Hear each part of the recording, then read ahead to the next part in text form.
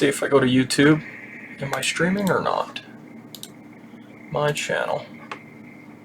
Looks live. Look at that, guys. That's pretty sick. I didn't even have to shut the stream down. Didn't even have to shut the stream down. All right. Welcome, everybody. We're going to do some sermon prep on 1 Timothy 6, 17 to 19. I'm going to preach this sermon tomorrow. And I'm glad you could be with me right now. 1 Timothy 6, 17 to 19 is where we ended last. And I think we had even come up with, we were working through our proposition and all that stuff. So it's pretty sweet. All right, Jess, I'm going to try to fire up right now the Faith Life TV stream as well. Looks like it's sending data. And we'll see if it goes. It says it's online. You can check that Faith Life TV stream if you'd like and see if it's actually working. But we are going to finish this sermon today on, again, 1 Timothy 6, 17 through 19. So let's create our, let's see.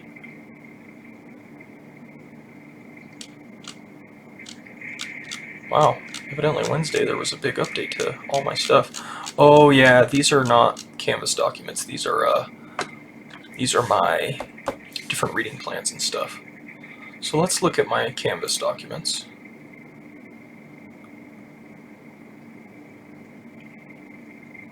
Yeah, and I hadn't started a new one yet, so we'll grab this one just for the template. This is the one I did last week on Amos, out of Amos. So we'll grab that title, and we will do a new Canvas document. Boom. Dropping the hammer.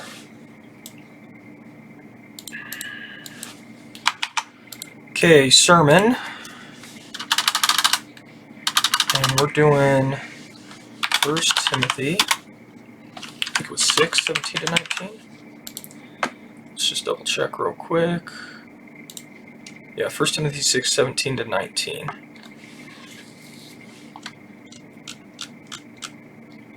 And what should we call the sermon? It's on generosity.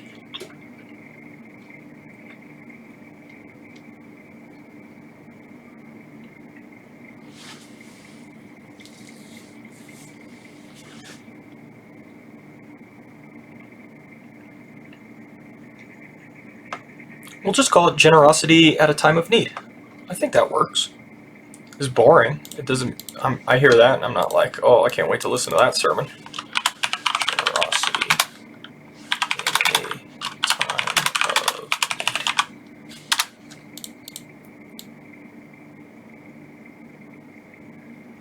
I like it with the double.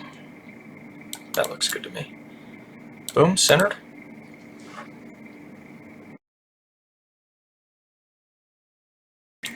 Sorry about that, guys. Okay, we'll call it Generosity in Time of Need.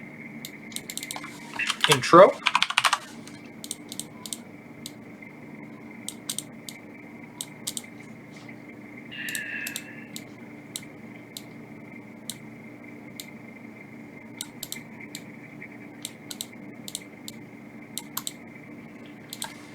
And Jesse says it's working. That's awesome. Cool. Well, I'm glad I'm able to stream to directly to our church website. That's pretty cool. It wasn't very hard to set up either. Not hard at all. So here's our intro. Got to throw our text in here, of course. Boom. 1 Timothy 6, 17 to 19.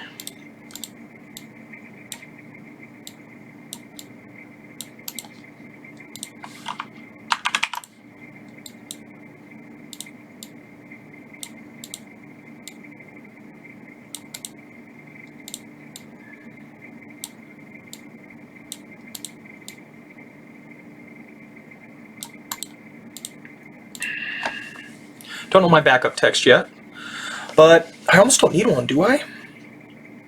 Might be good. Might be good to have one. Give me 2 seconds, guys. I'm just gonna grab a soda pop.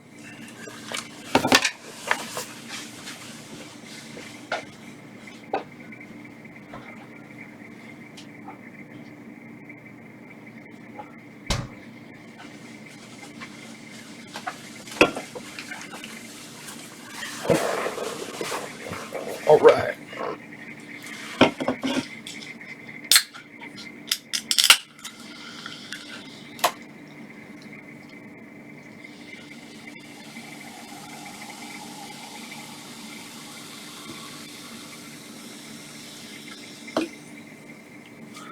We got, sometimes people ask, we got a raspberry LaCroix going down. So I'm going with raspberry LaCroix. Martin says, soda pop, the ecumenical way of referring to the category of carbonated beverages. Exactly, because this is not at all soda pop, right? Raspberry LaCroix? Who would call that soda pop? Indeed. Trying to be open to others, you know? Ah, that's nice. LaCroix are funny, man. It's sparkling water that's been transported next to raspberries or something like that, right? That's at least how they taste. I gotta get my lighting situation fixed. It's killing me, the fuzziness behind me, how it's all fuzzy. I don't like it. I need better lighting on this screen. Oh well, I can worry about it later, I suppose.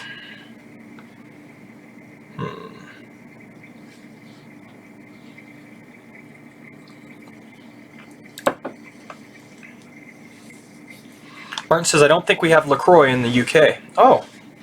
All it is they're, you know, zero everything. They're just carbonated water, but then they have this just a little bit of flavoring added to them. They trick you and say it's naturally essenced, you know. I don't know how they get raspberry flavoring or whatever, but it's not like a sugar-based one, that's for sure. So they just have these very light flavors to them. It's mostly just like drinking sparkling water. Okay, let's throw our proposition in here.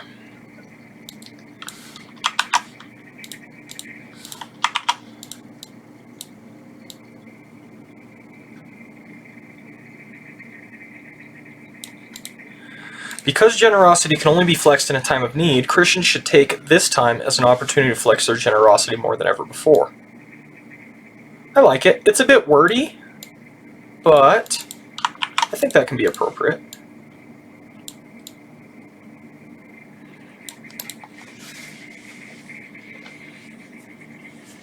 And then we have 3 ways of, we've got 3 points. Barriers to generosity, generosity in practice, and how to be generous.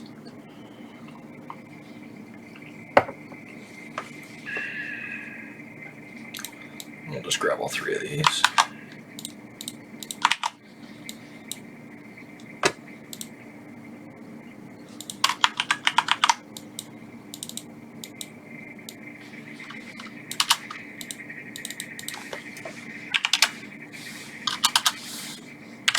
Boom. Barriers to generosity.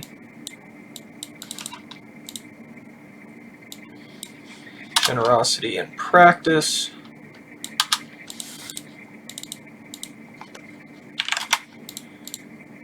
And then the ever so practical 3rd point, how to be generous.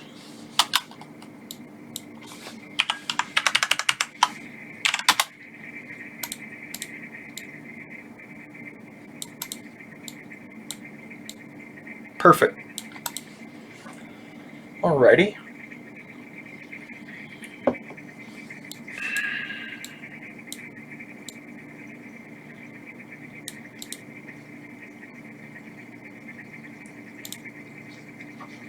I can bold all of these.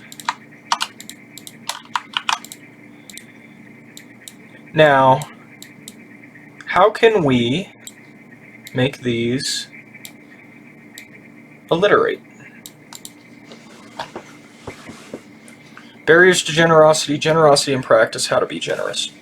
If they all started with the same letter, that's best, because it helps people remember. I still remember a sermon from, Adrian Rogers. And he had 3 V's. Faith's vision, faith's valor, and I think it was faith's victory. No, it wasn't faith's victory. So I remember 2 of the 3 V's, which is still pretty good. Think back to all the sermons you've listened to. How many of them do you actually remember any of the points or anything like that? Not many. And alliteration's an opportunity to get them stuck in people's minds. So, we could start with generosity on all of them. Generosity's barriers.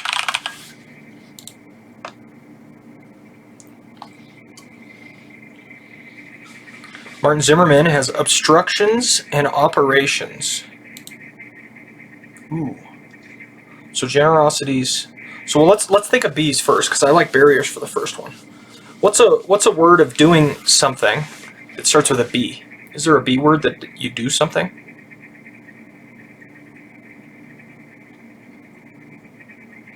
And that might be the... Well, we're not talking about doing it, though. Not here in this second one. The second one, we're talking about what does it look like. So maybe...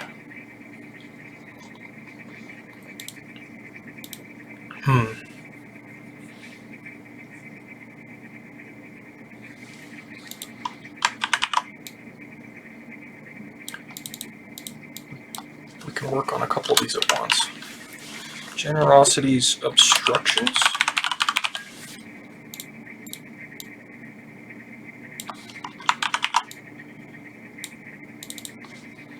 Generosity's operations. I do like where this one's going, Martin. But what's the third one then?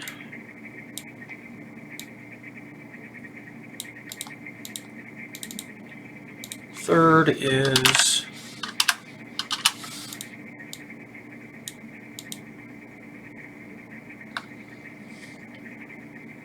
maybe in generosity in practice, maybe I'm just talking about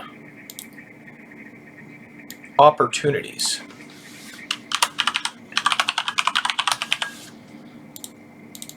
And then operations is third.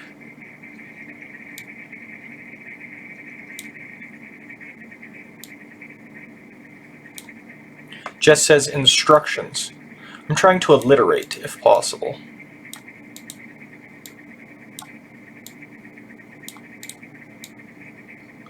Generosity's obstructions, generosity's opportunities, and generosity's operations. Now, what are we going to talk about under opportunities? Because we'd already outlined these.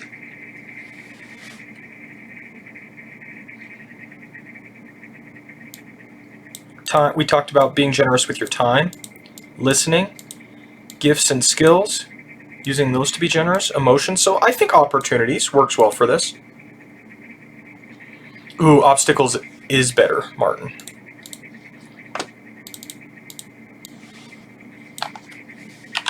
The other thing is you want them to be the same part of speech if you can help it. So generosity's obstacles, generosity's opportunities, and generosity's operations. I think that's good.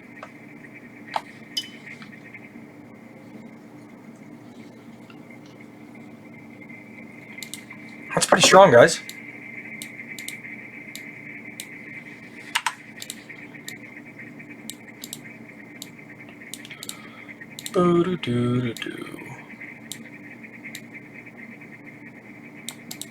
Generosity's obstacles.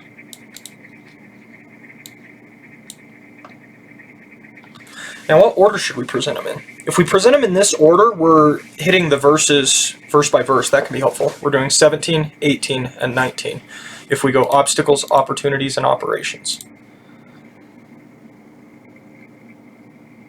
I could see these being switched. Operations and opportunities, I could see them being switched just because this is more like about motivation. Although this is a how-to, this is more application. This is probably good. We'll leave this for now, I guess.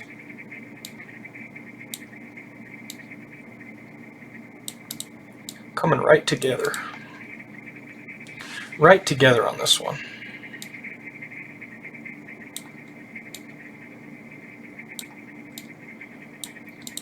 Generosity's obstacles, generosity's opportunities, and generosity's operations. Perfect. Now, when you preach deductive, you got to be worried about giving up all your tension. So, how are we going to preserve tension?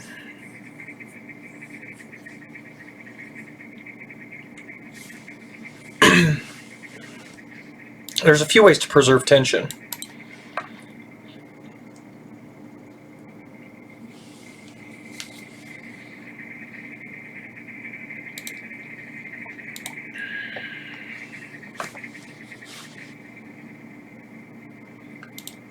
Let's go check the book I have, Preaching to be Heard.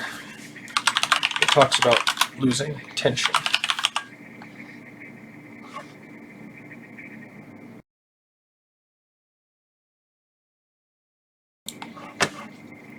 Preaching to be Heard.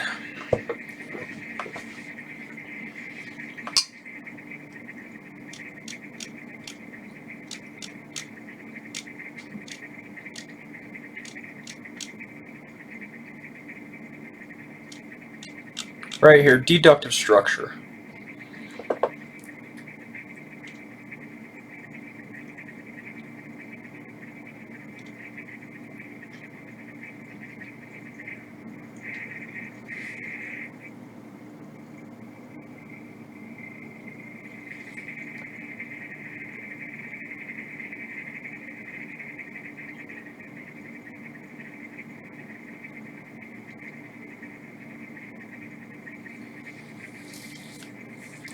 What you need to do is spend some time setting up the thesis for the introduction. Tell them that while they think they are on board with this command, they're really not. You don't exactly explain how yet.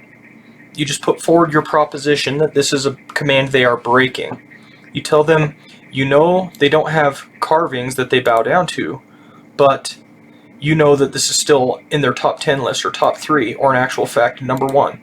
You include yourself. We're all idolaters. He's just giving examples of how you can preserve tension in a deductive structure. Because here's the problem. I give away everything right up front. I tell them my proposition. It's clear. Because generosity can only be flexed in a time of need, Christians should take this time as an opportunity to flex their generosity more than ever before. Okay, got it, Tanner. I'm going to flex my generosity during the pandemic. And then I'm going to tell them up front. First, we're going to look at generosity's obstacles. Next, we're going to look at generosity's opportunities. And finally, we're going to look at generosity's operations, right? And once they've heard all that, it's kind of like, why should I listen to you? You told me everything already. And so what you need to do is figure out a way to preserve the tension.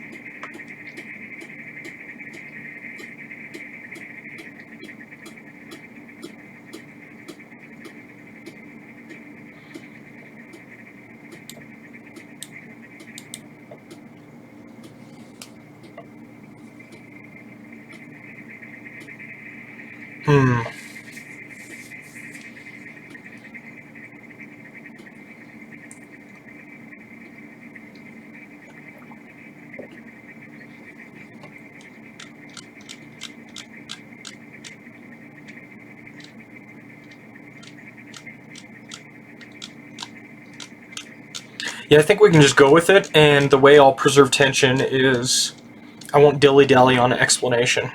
Because on explanation, you can really lose your audience quite a bit if you're spending a lot of time explaining and not applying.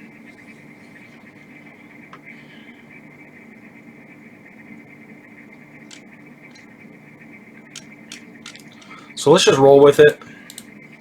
It just doesn't feel compelling right now. You know what I mean? I'm going to let it just sit for a little bit while I work on other aspects. The other thing I wanted to do was get a cross-reference verse.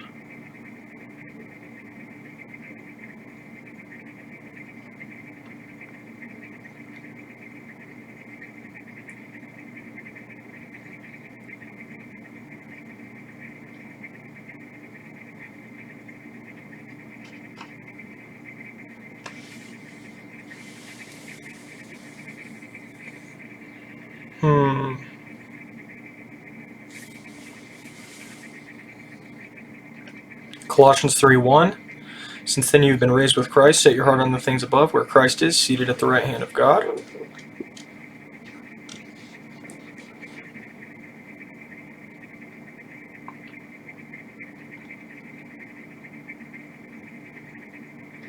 This is Romans 12:10 to 21 is good. It's too long, but I wonder if I could pull pieces out of it.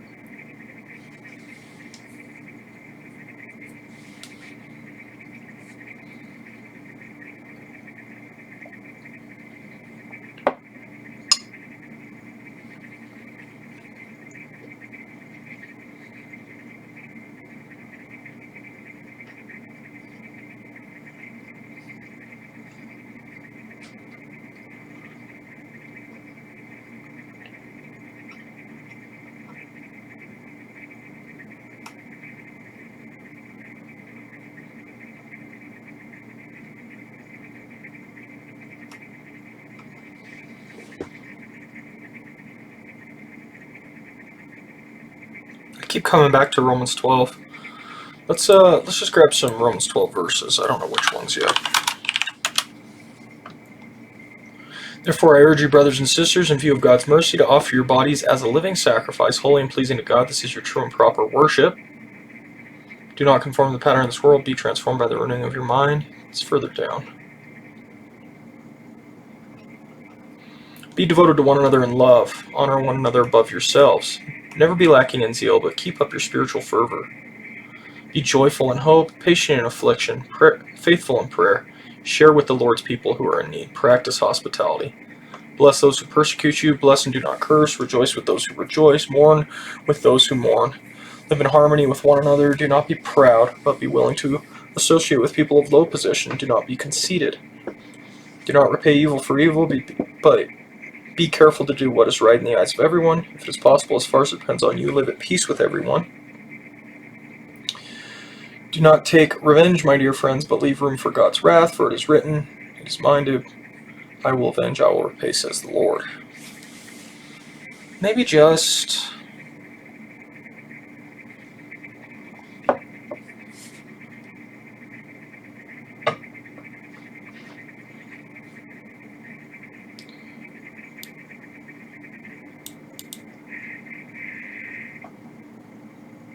maybe just through 13? Maybe 14.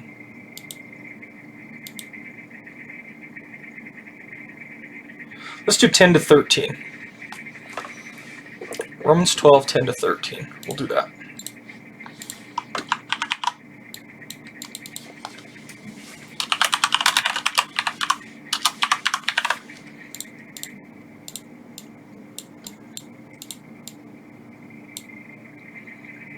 And actually, it needs to come first because I'm going to be speaking to it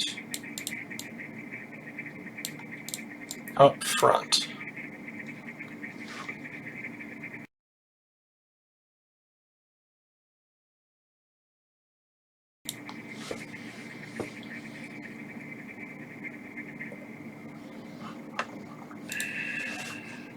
So,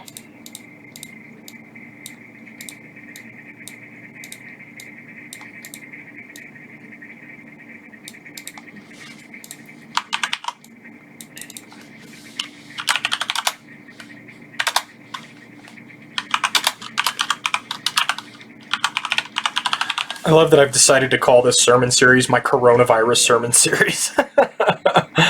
Oh, it's kind of silly.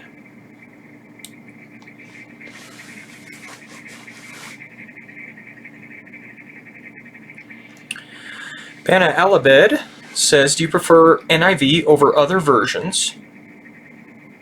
Bana says Romans 12:17 is a kind of funky translation. NAS, never pay back for evil to anyone. Respect what is right in the sight of all men. Let me check that out.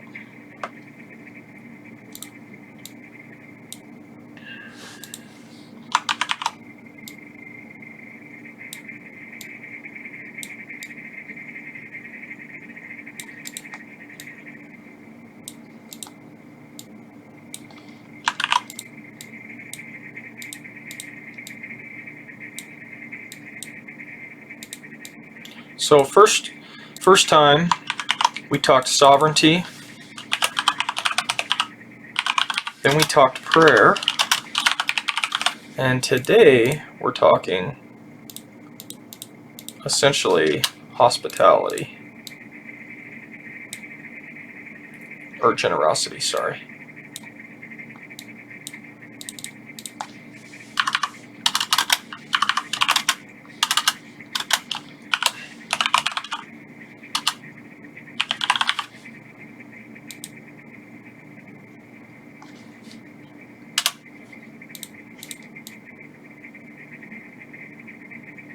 And so I can just give a little bit of a recap on all of that. Give me 1 second, Alabed. I'm going to check out that verse right after this.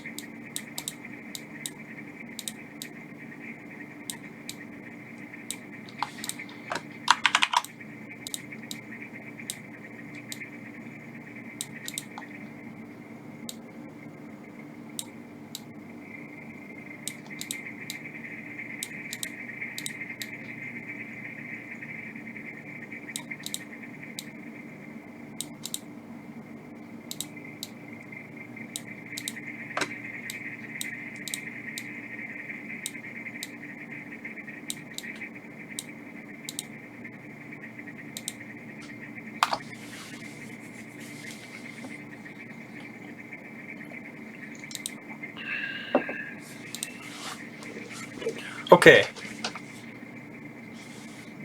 Alabed asks, do you do one sermon a week? Yes, I do. I preach one sermon a week every Sunday. I actually, not last week, but the week before, I prepped 2 sermons. But I only preached one of them, so since 2 to 3 weeks ago, I always have one in my back pocket, which is nice. But I only preach one a week, yeah. Okay, let's look at that verse. Romans 12:17. Do not repay anyone evil for evil. Be careful to do what is right in the eyes of everyone. Okay? Do not repay anyone evil for evil. Be careful to do what is right in the eyes of everyone. Now let's try a different version. Repay no one evil for evil, but give thought to do what is honorable in the sight of all. That's ESV. NASB, never pay back evil for evil to anyone. Respect what is right in the sight of all men. Alabed says right in the eyes of everyone is kind of weird. Never pay back evil with more evil. Do things in such a way that everyone can see you are honorable. It's New Living. NRSV. Do not repay anyone evil for evil, but take thought for what is noble in the sight of all. Right in the eyes of everyone. Yeah, I do agree with you, actually. When you're looking at the other translations, it doesn't seem to be accurate. Now let's look at the Greek.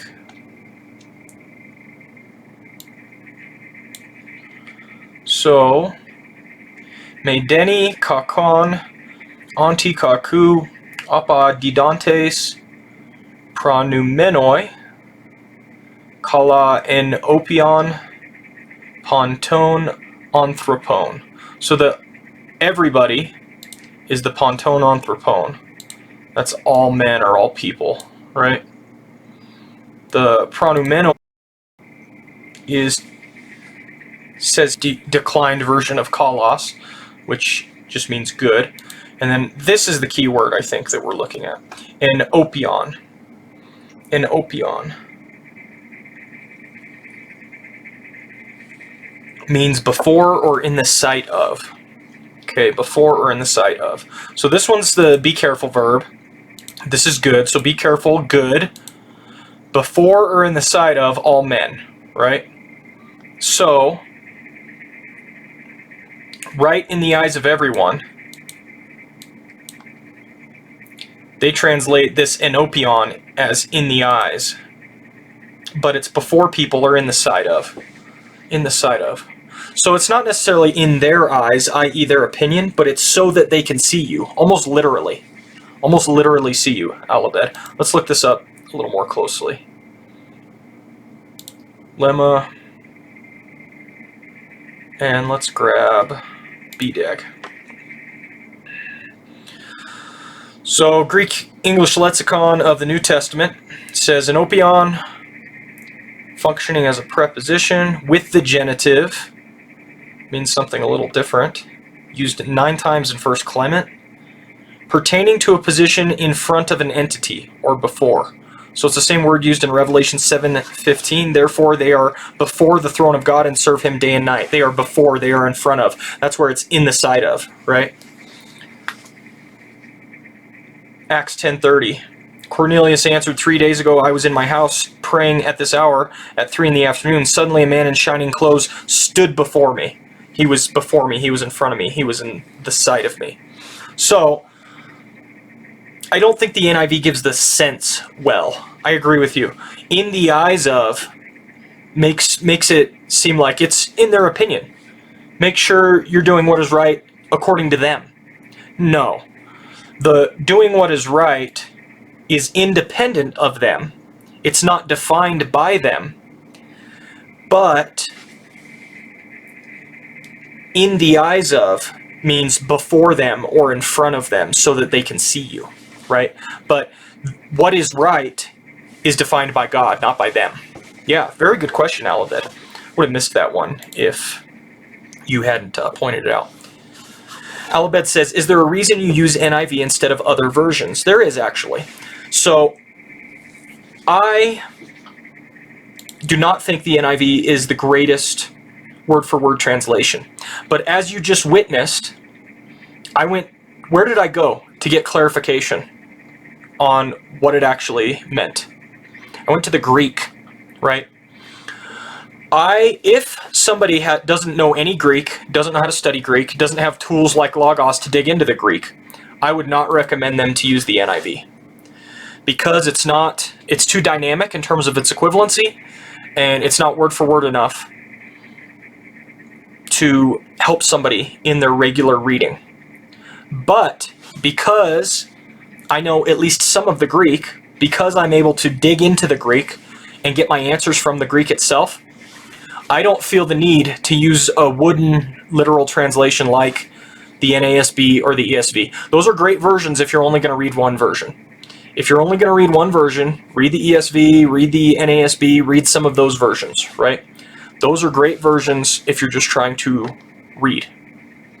But because I have access to the Greek, I choose to read versions that are a little bit easier for people to understand. NIV is a very dynamic equivalence translation. It's much easier to read for people than an ESV or an NASB.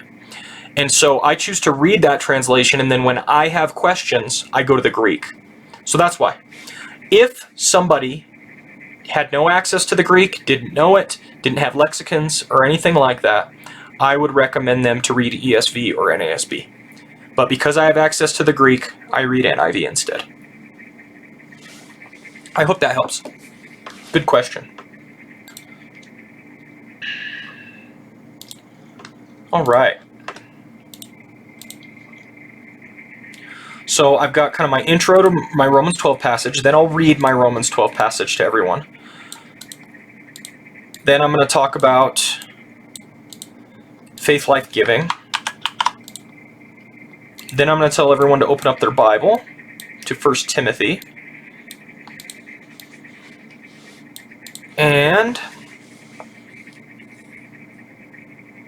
you're supposed to prep people to read the verse, the prime verse. You're supposed to prep people for it. But I've kind of already used up my prep. So instead, I'll use it as an opportunity to introduce people to 1 Timothy if they don't know the book.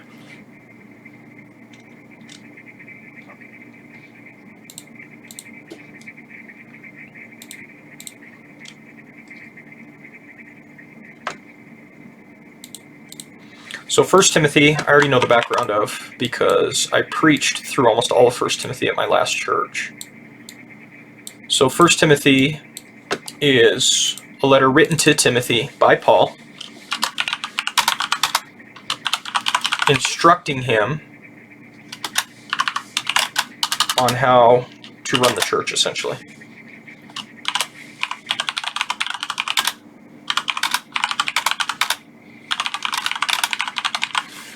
And so it's very relevant for us to go there when the church is going through a situation like we are right now. So that's how I'll introduce it. So what I'll do is I'll say, please open up your Bibles to 1 Timothy. I will start talking about how 1 Timothy is a letter written from Paul to Timothy. It's instructions for how to run the church, blah, blah, blah, blah, blah. Therefore, it's relevant for our time right now. And then I can read it. Alabed says, I guess that makes sense. Yeah, and again, that's just my preference. If somebody would prefer to use the ESV or NASB, they're more than welcome to do so. I would readily grant, in terms of being a better word-for-word translation, that's what they are. They're better word-for-word translations. They're better formal equivalency translations. They're not dynamic. So if someone prefers to read that, I'm happy for them to read those versions. Like I said, though, most of the time, at this point, most of the time when I'm studying the Bible, when I'm studying it, I'm using Logos and I have access to the Greek. When I'm reading my Bible, sitting in my bed with a soda pop and just reading my Bible, I'll use the NIV. It's easy to read. It's really easy to read. Are there a few things in it that are confusing? Yeah, that translation wasn't very good, but it's a lot easier to read. I can read it more like a modern day novel than if I was reading ESV or NASB. So that's why I go with it.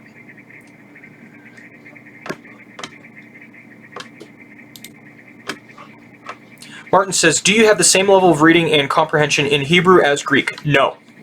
No, I don't. I've taken 3 semesters of Hebrew. 3.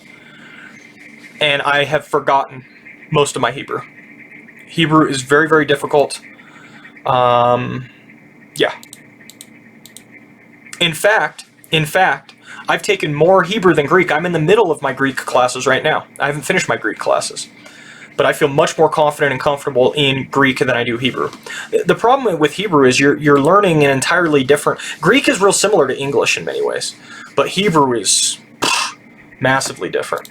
Oftentimes when I go to the Old Testament, I do have the Hebrew over here. You can see all the Hebrew right here.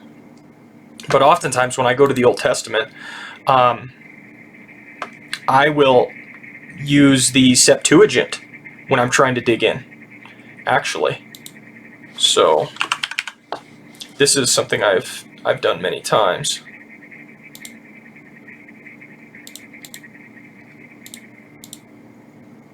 Right here.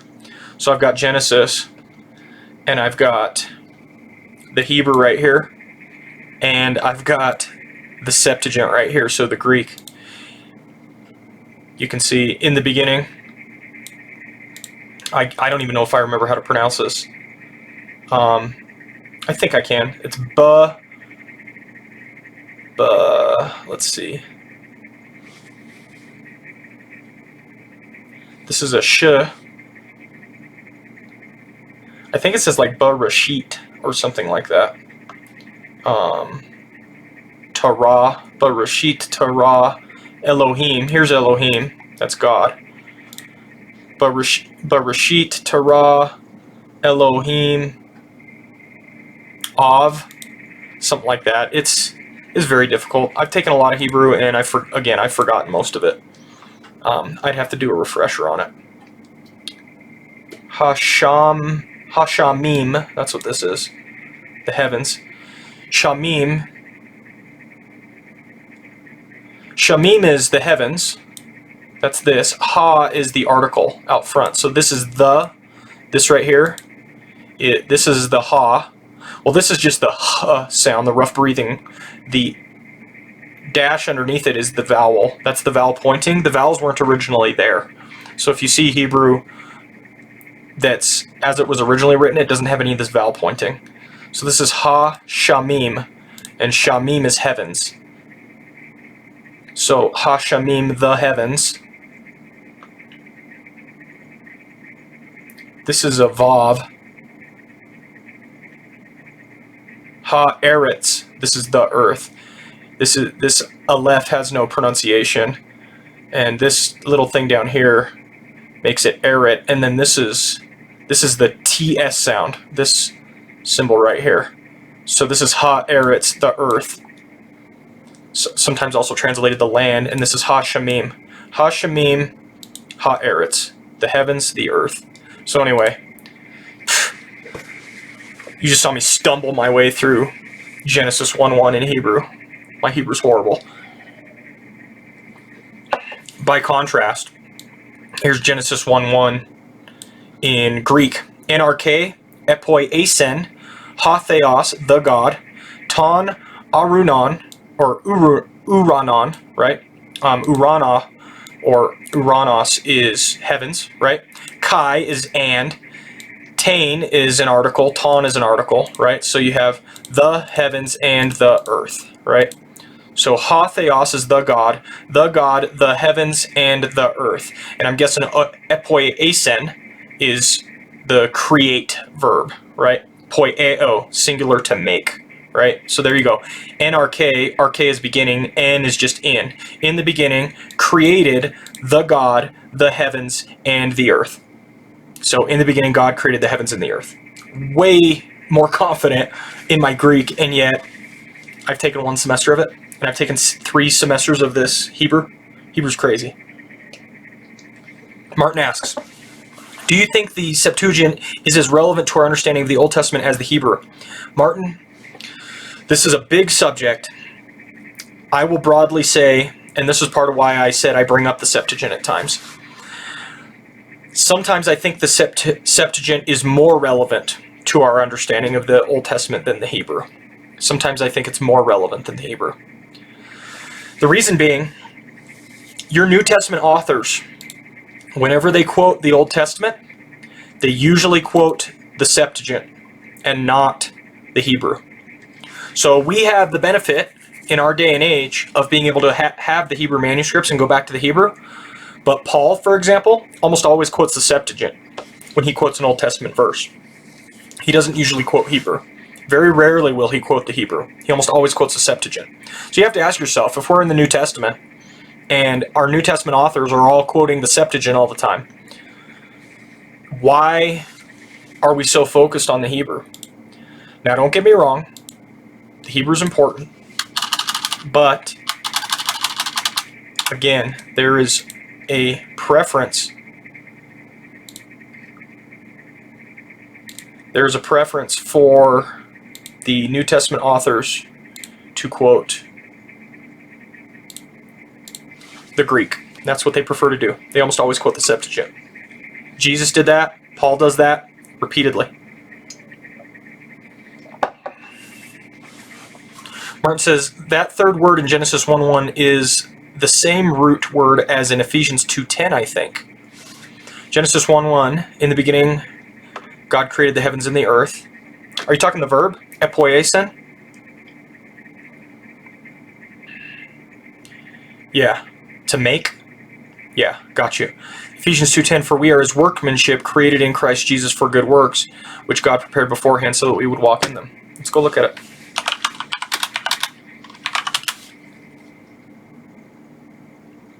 Handiwork. Poema. Yep. So it was epoiesin. The E at the front was making it past tense, right? Epoiesin. Whereas here it's poema. God's handiwork. And you can see it's in the noun sense here, right? It was a verb in Genesis 1:1. Here it's a noun, but it's the same. It is the same root, or lemma, poema. Same idea. Pretty cool. But yeah, I think the Septuagint can be more relevant. And I know that can be controversial because we focus a lot on the Hebrew.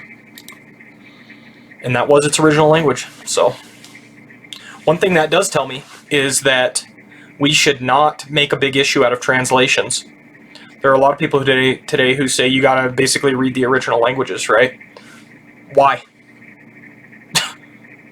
Paul quotes the Greek. He doesn't quote the Hebrew. If Greek is good enough for Paul, then English should be good enough for us, right? A lot of people get real bent out of shape about translations, and it seems to me the the New Testament authors are more than happy to quote their translations. So, just a thought. All right. We need to flex our generosity. Generosity's obstacles, generosity's opportunities, generosity's operations. I got my intro. Boom. I read the text. I pray. And then afterwards, I'm going to get into these ideas. Oh, remember I had a quote.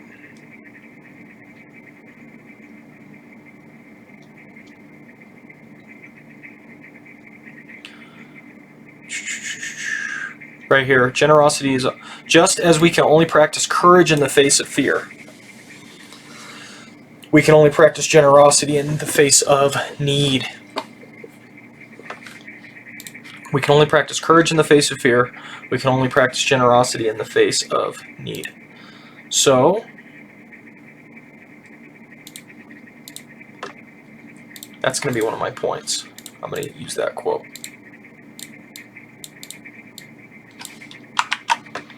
I might open with that.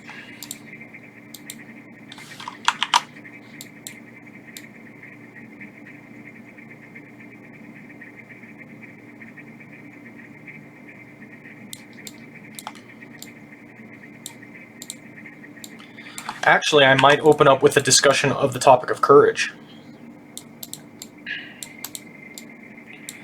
I can talk about courage for a little bit. Then I can talk about how courage is meaningless, pointless, or useless if there's no such thing as fear. Fear is actually needed for courage to be important. And then I'll say, and that relationship between fear and courage is the same relationship generosity has. What do you think is needed for generosity to be needed? Well, I need to be careful because need isn't what's needed. That'll get confusing. But the idea is there, right? So I'm going to open with a discussion of courage.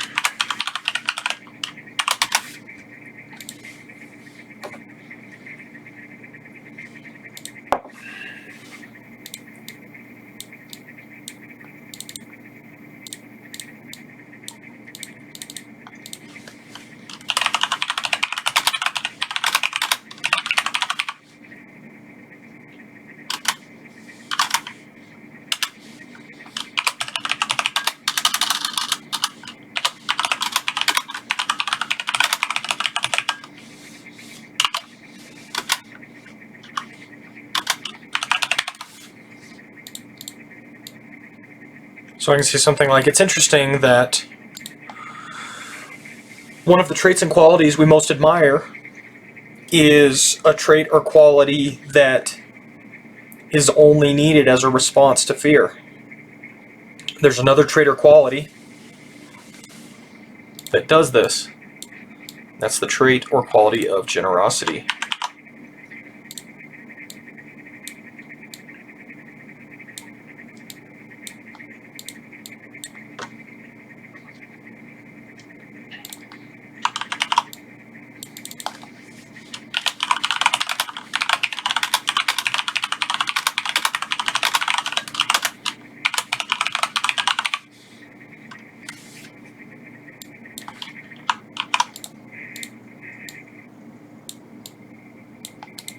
And then who's my quote from?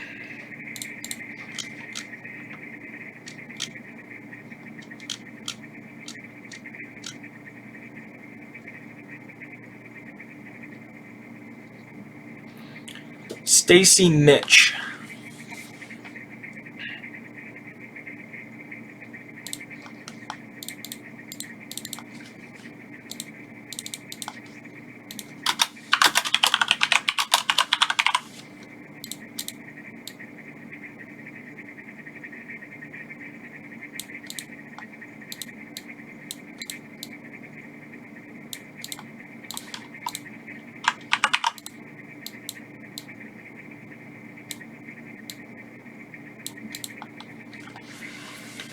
Stacy Mitch.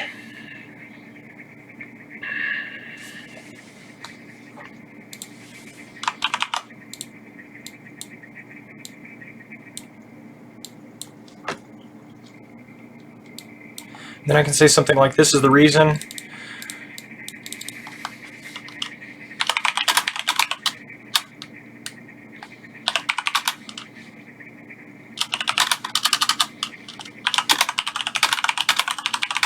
for our third sermon on coronavirus.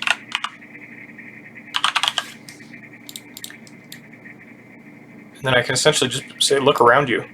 There's a lot of need right now.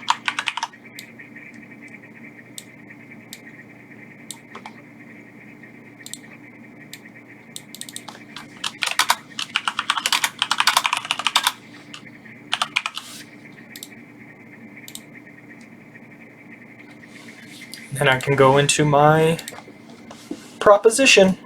Boom. Intro done. Intro done. Soda pop done.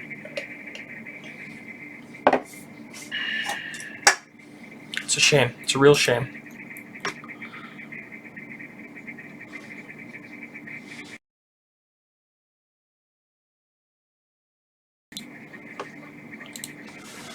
Okay.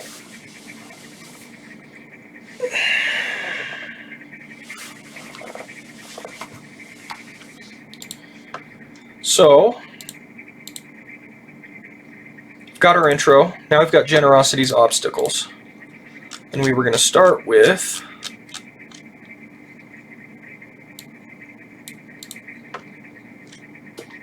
verse 17, verse 18, verse 19 is how we had planned to do it. So let's just start with that. Verse 17.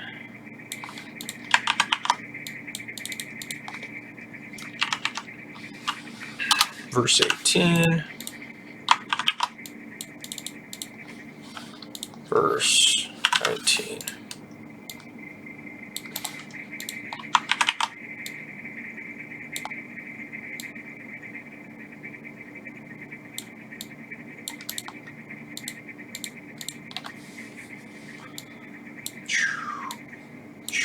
So let's read verse 17, and we're looking for the obstacles to generosity in verse 17.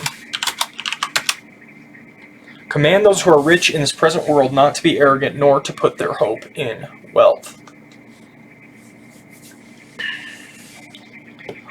So the first obstacle is mindset.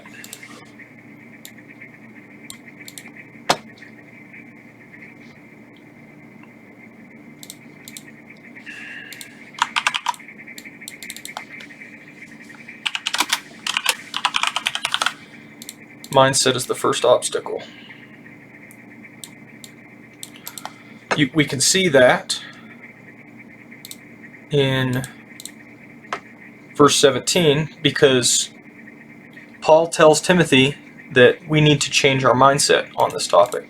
That's the first thing he says.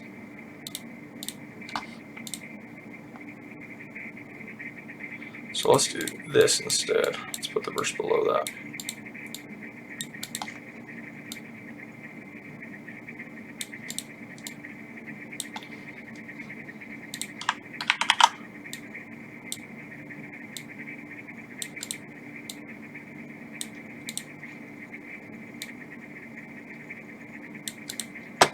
Now, what is it that's wrong about our mindset?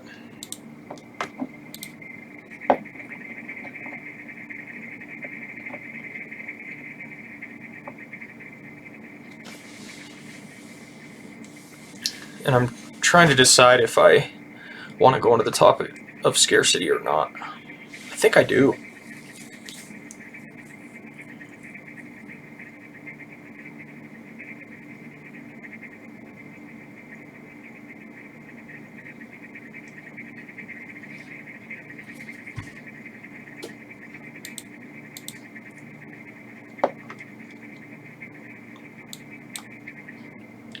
Yeah, he richly provides us with everything for our enjoyment. That's abundance mindset as opposed to scarcity mindset right there.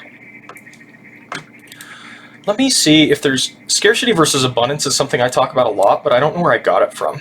I don't even know if it's I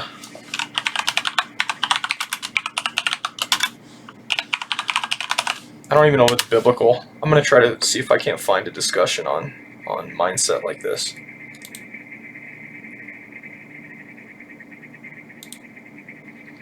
Let's I've got too many hits. Let's look just for headings. Search fields. Headings and large text. Heading text. Okay. That's more encouraging. Large text. All right. Hospitality in the New Testament. Theology for everyday life. Being consumed, economics and Christian desire. There's a woman named Rosalinda with whom I attended Sunday Mass when I lived in Santiago, Chile in the 1980s. Rosalinda lived in a small wooden shanty with her elderly mother. Their income, which sufficed for little more than bread and tea, was derived from the potholders and other items that Rosalinda crocheted and sold at the local market. On one of my first visits to her home, Rosalinda gave me a little crocheted bird that is used for grasping the handles of hot tea kettles. When Rosalinda presented it to me as I was leaving her home, my first impulse was to reach into my pocket to give her some money for it. But I sensed that would have been the wrong thing to do. The little blue-green bird with the white fringe currently adorns the rice container on my kitchen counter. I live with my wife and kids a world away from Santiago and St. Paul, Minnesota. We live our lives at the intersection of two stories about the world, the Eucharist and the market. Both tell stories of hunger and consumption, of exchanges and gifts. The stories overlap and compete. In this concluding chapter, I will try to tell these two stories briefly and reflect on what they mean for Rosalinda and the bird. This entire chapter is titled Scarcity and Abundance. Hunger in the market. It might be worthwhile to read this entire chapter. No joke. Hunger in the Eucharist. It might be worthwhile to read this entire chapter. It's 20 pages. We'll come back to it. Oh, it's only 10 or 11 pages. Cardi popping in. Hello. Good to see you, Cardi. How you doing? Hope you're having a good day thus far. Just doing some sermon prep for tomorrow. Let's come back to that if we need to. Deep memory, exuberant hope, contested truth in a post-Christian world. The liturgy of abundance, the myth of scarcity. The majority of the world's resources pour into the United States. And as we Americans grow wealthier and wealthier, money is becoming a kind of narcotic for us. We hardly notice our own prosperity or the poverty of so many others. The great contradiction is that we have more and more money and less generosity, less and less public money for the needy, less charity for the neighbor. Robert Wuthnow, sociologist of religion at Princeton University, has studied stewardship in the church and discovered that preachers do a good job of promoting stewardship. They study it, think about it, explain it well. But folks don't get it. Though many of us are well-intentioned, we have invested our lives in consumerism. We have a love affair with more, and we will never have enough. Consumerism is not simply a marketing strategy. It has become a demonic spiritual force among us, and the theological question facing us is whether the gospel has the power to help us withstand it. This is a great book. Who wrote this? Walt Brueggemann. Excellent book. I can already tell. Well, excellent chapter. I don't know about the other chapters yet. Cardi says, doing good, playing piano. That's awesome. I wish I could play piano. That's my number one instrument of choice, Cardi. I play no instruments, but if I could play an instrument, piano would be the top of the list, followed second by the violin. Piano, then violin, in that order. The Bible starts with a liturgy of abundance. Genesis 1 is a song praise for God's generosity. It tells how well the world is ordered. It keeps saying, it is good, it is good, it is good, it is very good, and declares that God blesses, that is, endows with vitality, the plants and the animals and the fish and the birds and humankind. Pictures the Creator saying, be fruitful and multiply. In an orgy of fruitfulness, everything in its kind is to multiply the overflowing goodness that pours from God's Creator Spirit. And as you know, the creation ends in Sabbath. God is so overrun with fruitfulness that God says, I've got to take a break from all this. I've got to get out of the office. And Israel celebrates God's abundance. Psalm 104, the longest creation poem, is a commentary on Genesis 1. The psalmist surveys creation and names it all, the heavens and the earth, the waters and the springs, and streams and trees and birds and goats and wine and oil and bread and people and lions. This goes on for 23 verses and ends in the 24th verse with the psalmist's expression of awe and praise for God and God's creation. Verses 27 and 28 are something like a table prayer. They proclaim, you give them all food in due season, you feed everybody. The psalm ends by picturing God as a great respirator. It says, if you give your breath, the world will live. If you ever stop breathing, the world will die. But the psalm makes us clear that we do not need to worry. God is utterly, utterly reliable. The fruitfulness of the world is guaranteed. Very interesting.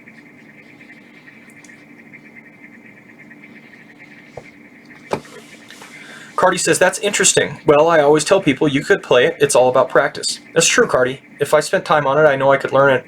I got a course on it, actually. Like a little online course, a short one on beginner piano. And I've not done it yet. I probably bought that 4 years ago. And I haven't done it yet. So, yeah. It's what I got to do. Got to sit down and actually practice, actually do it. Jesse says, I came across scarcity and abundance through a mindset podcast by Preston Pugmire. Got you. Yeah, it's an important concept that needs to be addressed, and I think it cuts to the heart of generosity, so I think I need to bring it up for sure. So Brueggemann's got some good stuff on it right here, and let's look at this hospitality in the New Testament.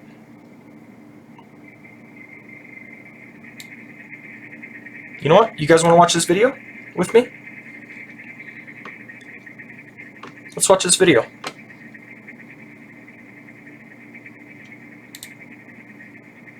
We actually have two videos. So here's what I'm going to do. I'm going to open this in a floating window.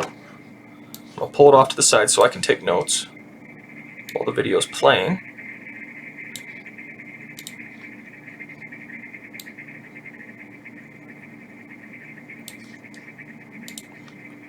And I'm going to need to adjust the sound so you guys can hear it and it doesn't blow your ears out. But we should be able to watch these things.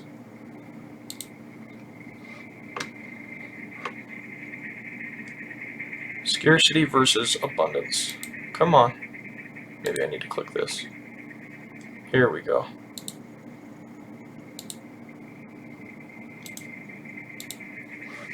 Let's bring this back in.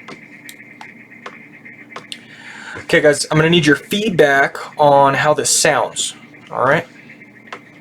So, let's put the volume up here. I've got sound, system volumes turned down pretty low. As I recall, this stuff can get pretty loud, so I'm going to drop it even more.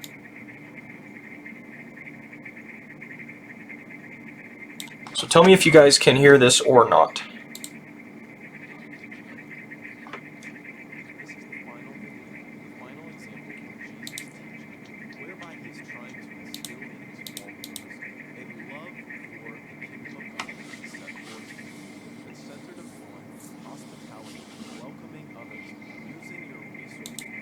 Very quiet. Thank you, Cardi.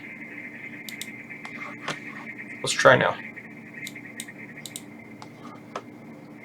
This is the final vignette, the final example of Jesus' teaching, whereby he is trying to instill in his followers a love for the kingdom of God that he set forth to them, that's centered upon hospitality, welcoming others, using your resources to manifest generosity and justice and care for those who are poor and those who are vulnerable. So we look now at Luke 12, 13 through 21. Let me read a portion of this. Still quiet. Okay. Well, let's really get after it then. On hospitality, welcoming others, using your resources to manifest generosity and justice and care for those who are poor and those who are vulnerable. So we look now at Luke 12, 13 through 21. Let me read a portion of this text for you. We see here again a familiar scene where there's someone in the crowd that blurts something out. This someone in the crowd says, "Teacher, tell my brother to divide the inheritance with me." Now, we remember back from our previous lecture that when someone in the crowd blurts a statement like this out of the blue, Jesus doesn't Okay, guys, you're asking for it. I'm jacking it all the way up. All the way up. I can't believe it. It's funny because when I play games, if I have it this loud, everyone says, like, it blows them out, right? usually take it at face value, but rather revises it, critiques it, responds to it in a more subtle way. And so Jesus replies to this man and says, "Man, who made me a judge or an arbiter between you?" In other words, as we'll see in the parable, Jesus says, I have not come here in order to basically make financial decisions about who should get this much money and who should get that much money. In fact, the question, presumably, is coming from someone who is connected to land anyway and already has a significant amount of wealth. And so Jesus then tells this parable as a warning to this man who's asked Jesus to basically act as an arbiter over this inheritance. Jesus says, watch out, be on your guard against all kinds of greed. Life does not consist in an abundance of possessions. Jesus sees that the root of the man's question at the root of the man's question perhaps may be a love of money, a desire to accumulate more and more and more, what we would term greed. And even when someone has a whole host of possessions, Jesus says, one's life is not secure and one's life is not found in one's abundance of possessions. So Jesus then goes on to tell this parable to the man. The ground of a certain rich man yielded an abundant harvest. He thought to himself, what shall I do? I have no place to store my crops. Then he said, this is what I'll do. I will tear down my barn and build bigger ones, and there I will store my surplus of grain. And I'll say to myself, you have plenty of grain laid up for many years. Take life easy, eat, drink, and be merry. But God said to him, you fool, this very night your life will be demanded from you. Then who will get what you have prepared for yourself? This is how it will be with whoever stores up things for themselves, but is not rich toward God. We see in this parable, and then in the teaching that Jesus provides later on in Luke, just immediately following this, Luke 12, 22 through 34, we see two different ways of giving yourself, or let me put it this way, we see basically two different economies.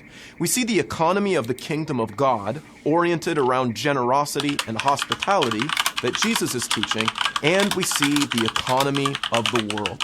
We see here in this parable at least four contrasts between God's economy and the economy of the world. And I'd encourage you at some point to look at the way in which Jesus sets forth this divine economy in verses 22 through 34. The divine economy rejects the notion that resources are scarce and must be hoarded for our lives to be secured. That's the fault of the man, both the landowner who wants his inheritance divvied out to him, but also the man in the parable. The man in the parable thinks that his life can be secured if he can actually get enough possessions. And so at root, the man demonstrates the vice of greed. When he asks himself, what shall I do?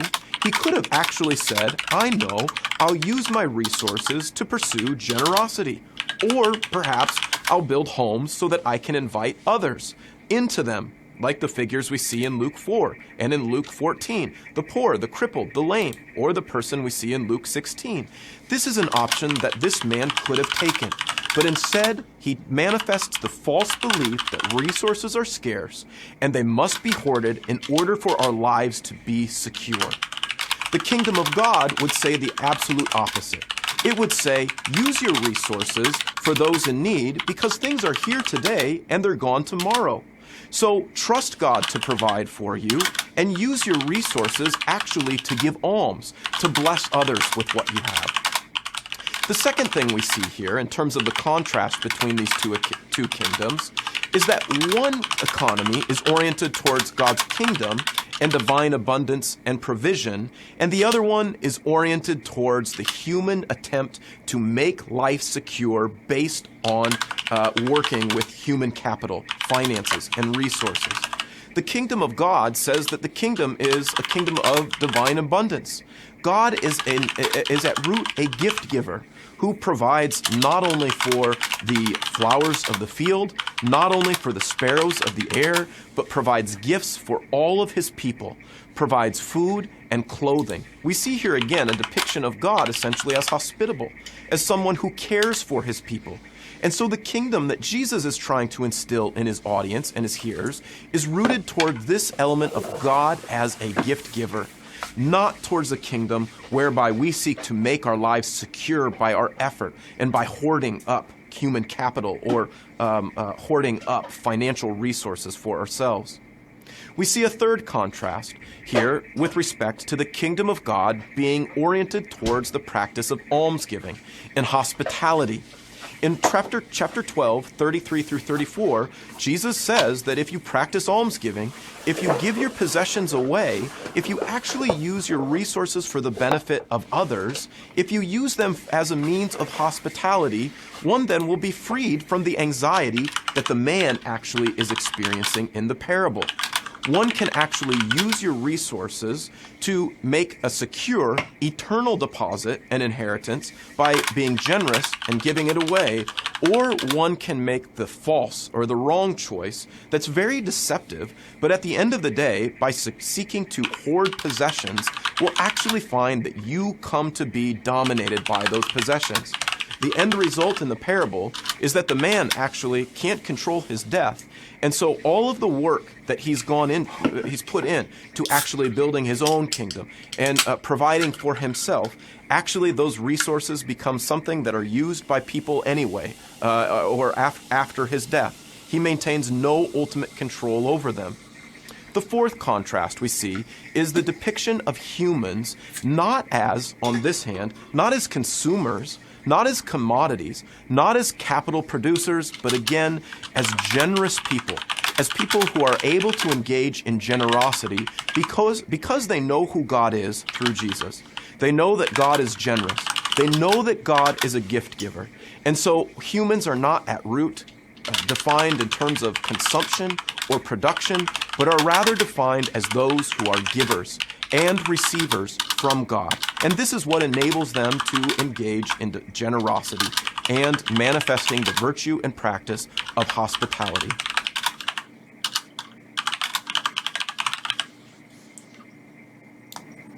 All right. What'd you guys think of that one? I thought that was helpful. Makes me want to reference this parable in my sermon. Luke 12:13 to 21.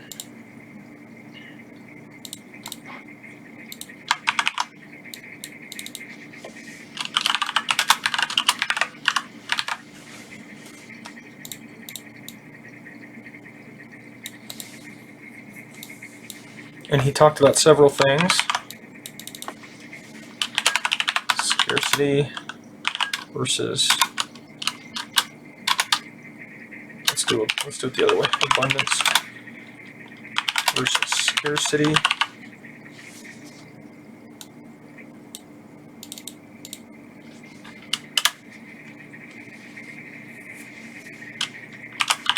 Divine versus human provision.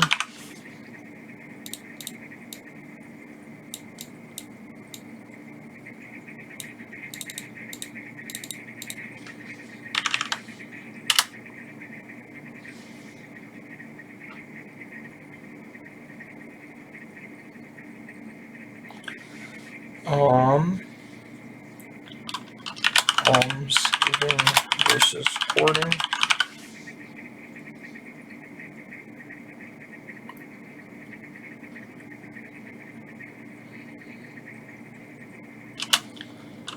Givers versus consumers.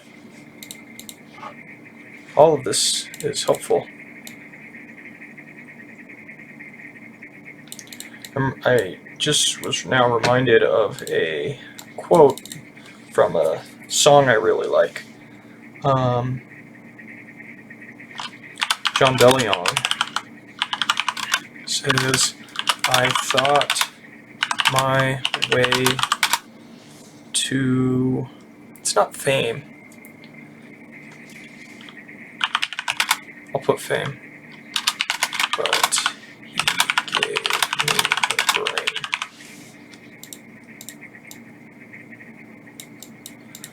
brain. What he's saying is, yeah, I earned my stuff. I earned my possession. I earned my fame, whatever it is. But even God gave me the brain to do that. So it's not like I did it, but God did it, right?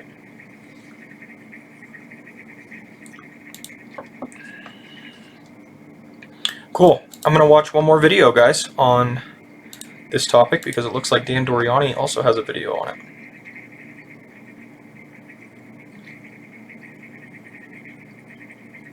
So let's watch this as well.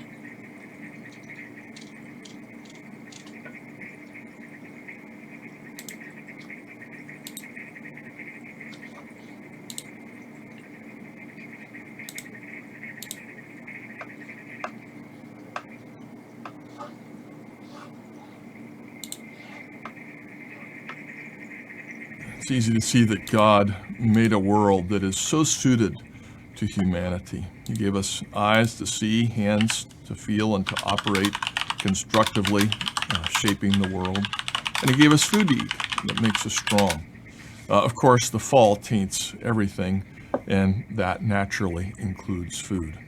Although we live in a day of abundance, in many societies we actually have too much food, and we're constantly pushing it on other people and pushing it away from ourselves because we've had too much. We have to remember that for most of humanity, there was a struggle to find food. In Jesus' day, for example, most people had 2 meals a day and might only have meat 1 or 2 times a week. It was hard to find enough to live. People were often very slender, and people died in the millions when crops failed throughout human history. But God does restrain the chaos. He gives the harvest, and He promises that He will care for His people. And He feeds the world ordinarily, indirectly, through our hard work. We pray, give us this day our daily bread, but we have to get out there and work the fields, plant the crops, harvest them, and so on. Of course, there are times when people can't feed themselves. And James says if we see our brother who's hungry or without proper clothes, we should come to their rescue. We should aid them. We should feed them. If we really have a faith that's alive, we'll work in that way. Once in a while, the Bible shows that He feeds His people more directly. Manna dropped from heaven during the time when Israel was wandering in the wilderness. And God also kept the prophet Elijah alive by feeding him through a raven. That's unusual. It's not the normal way. Ordinarily, we should have this attitude toward food.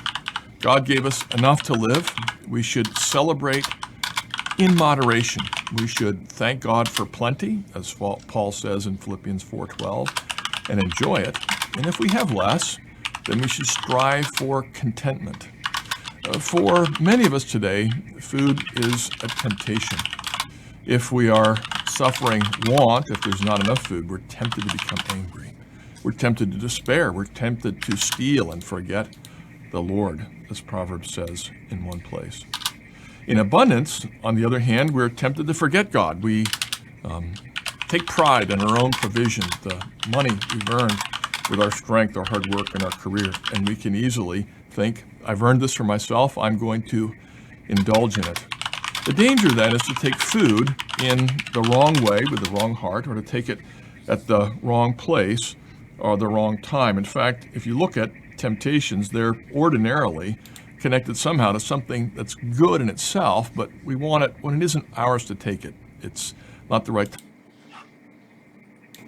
Martin says, I'll see you later. I'm going to go have food. Are you making a joke in light of what he's talking about? Or are you actually going to have food? You probably are. It was good for you to swing by, Martin. I'm glad you were here. And I hope you have a good meal. Maybe we'll catch you later. Take it easy. Bye now. Time or the place, it's not our prerogative. And so food can tempt us. I talked to a woman once who was a a bit overweight, and she said this to me about food. She said, you know, a cookie, and she pointed at one over there that had been put out on a plate by the church. A cookie, a good cookie, a chocolate chip cookie on a plate can positively torment me. I do not need that cookie. She poked her stomach, which had a bit of padding. And so I walked by. But then I think about that cookie, and I think there's only one cookie left, and somebody might come along and take that cookie. The thought of someone else taking that cookie drives me to despair, and it pulls me back, and I take that cookie so I don't lose it. Now, what she was doing was describing the emotions we feel when food has become an idol. She loved to eat. There's a classic distinction we sometimes draw between those who live to eat and those who eat to live. We need to eat in order to live, but some people live in order to eat. Again, food is good. We should find pleasure in God's gift and find peace in the fact that God gives us enough, but not make it a source of pride or look to food to give meaning to our lives. Ecclesiastes chapter 5 says it so well. I'll just read a little bit of that to you. It says there that it's good to eat and drink and to find enjoyment in all of someone's toil. Everyone also to whom God has given wealth and possessions and power to enjoy them and to accept his lot and rejoice in his toil. This is the gift of God. It's a blessing to work and then to rest and then to eat, to enjoy good food and good drink, and to say, Lord, thank you for your provisions. All right, nice. He gave me a good illustration there too with the lady and the cookie, because that's how we end up not being generous with people, because our mindset is wrong, because we see a lack. We feel we don't have enough, right? So that's the issue with that one. So it's a great illustration.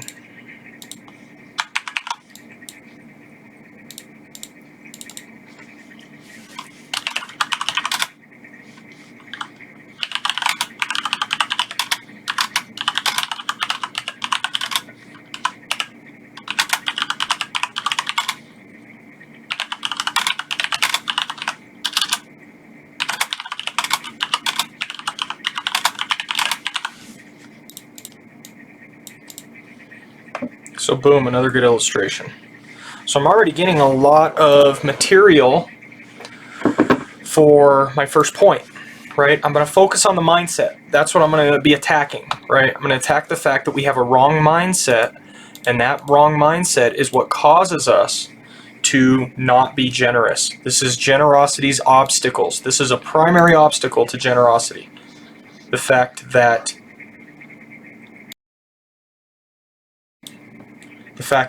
we have the wrong mindset, right? And that's what I'm going to be pulling out of 1 Timothy here.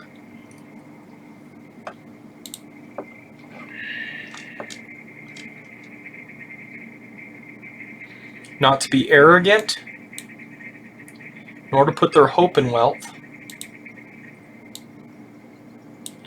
which is so uncertain, but to put their hope in God. Richly provides us with everything for our enjoyment.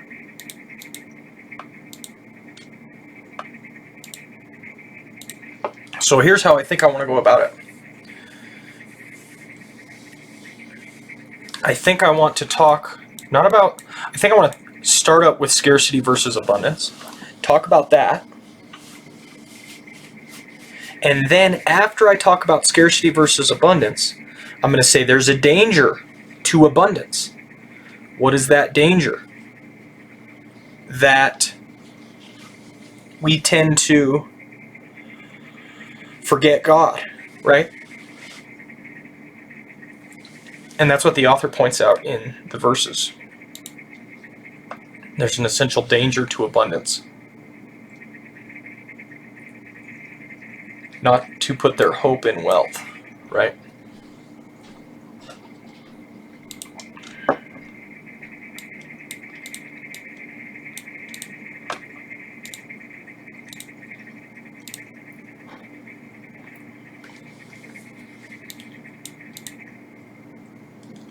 So I'm going to talk about that first, the abundance versus the scarcity. And I'm going to advocate for, guys, we need to have an abundance mindset, not a scarcity mindset. But then I'm going to talk about the dangers of an abundance mindset, right? That we need to be aware of them. We need to have an abundance mindset. We need to recognize God has plenty. He has created the world in such a way that we have plenty, right? So we need to recognize that.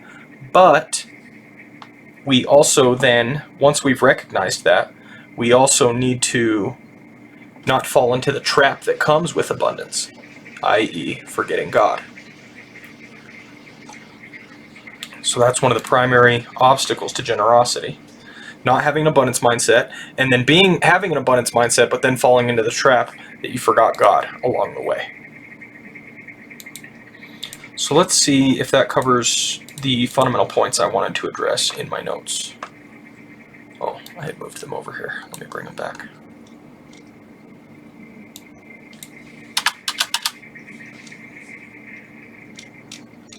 So I wanted to talk about whose stuff is this? I wanted to talk about scarcity mindset. I want to talk about fear, right? Fear. Debt can kind of be at the end of it.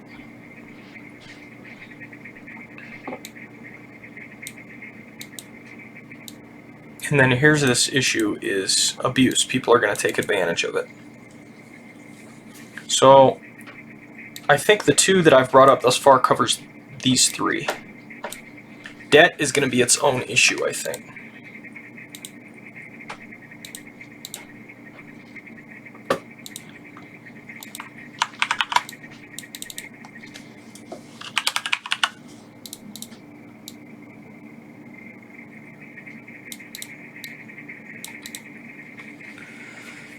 So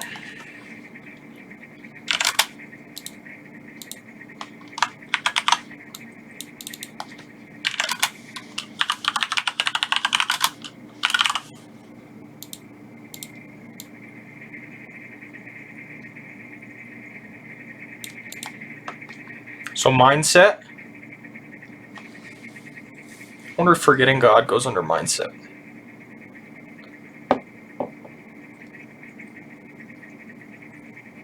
I think I'm going to separate it. So mindset, forgetting God, debt, and then what else?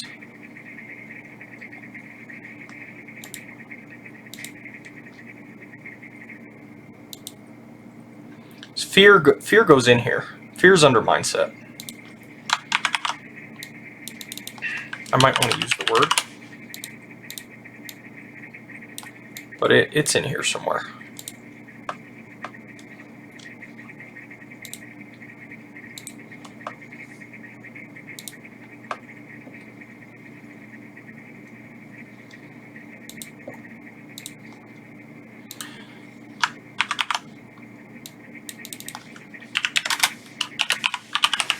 And then I'm going to talk about the abuse thing. And what I mean by that is, if I'm generous, people are going to abuse my generosity. They're going to spend this money on drugs or alcohol. They're going to do this, that, or the other with it, right? That type of perspective is often an obstacle to us giving or being generous. But the fact of the matter is, it ought not to be, right?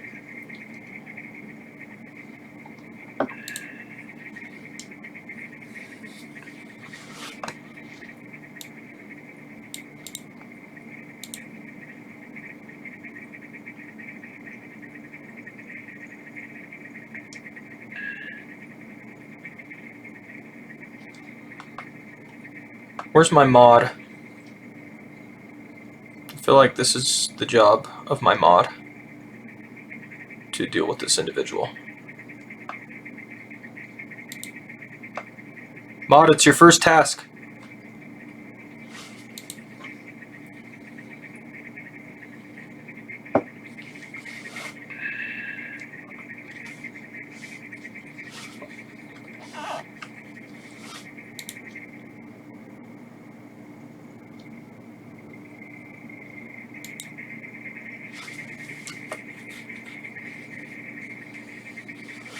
You can't access it. What do you mean? The mod? I gave you mod status yesterday. You should have it all.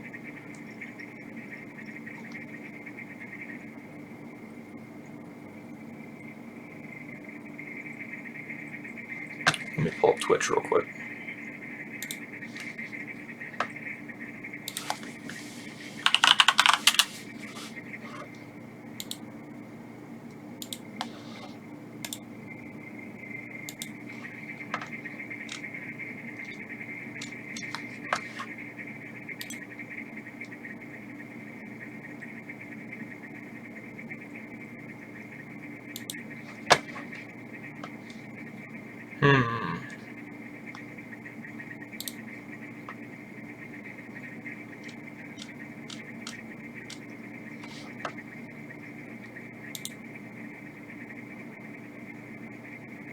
Jess says it's not showing the comment on my feed.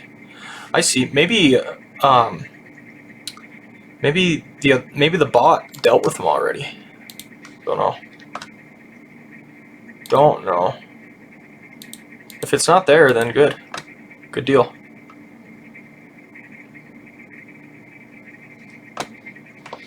Because that's the whole goal, is to make it not there. So, very good.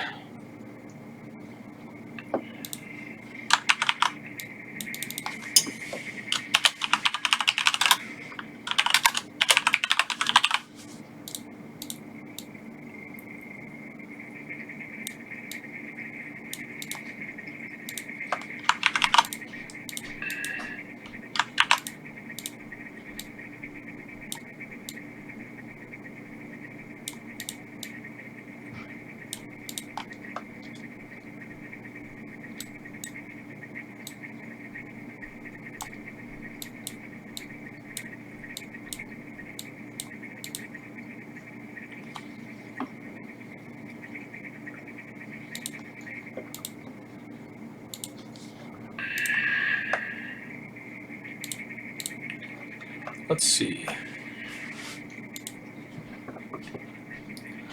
So abundance versus scarcity mindset is the first thing I need to focus on.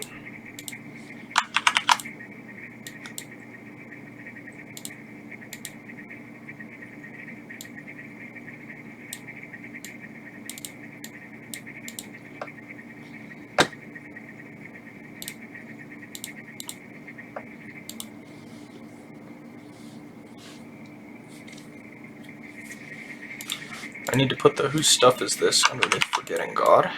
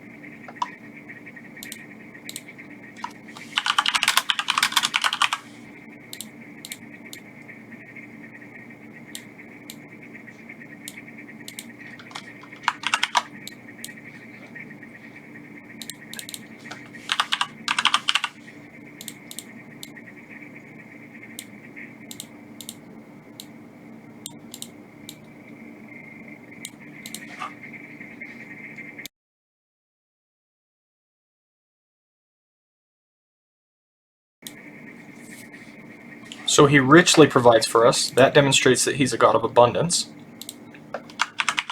And then I'm also going to bring up Walt Brueggemann's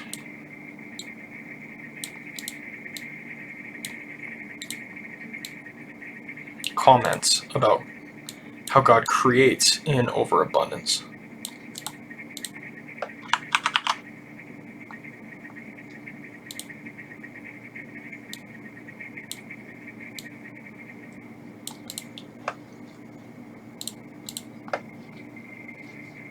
So here's Brueggemann.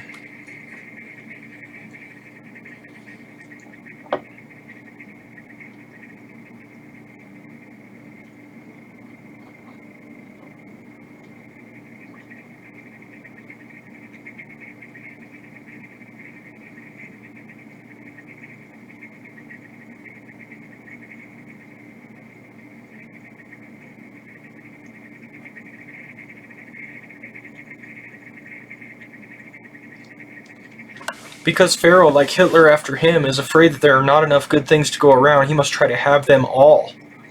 Because he is fearful, he is ruthless. Pharaoh hires Joseph to manage the monopoly. When the crops fail and the peasants run out of food, they come to Joseph, and on behalf of Pharaoh, Joseph says, "What's your collateral?" They give up their land for food, and then the next year they give up their cattle. By the third year of the famine, they have no collateral but themselves, and this is how the children of Israel become slaves, through an economic transaction.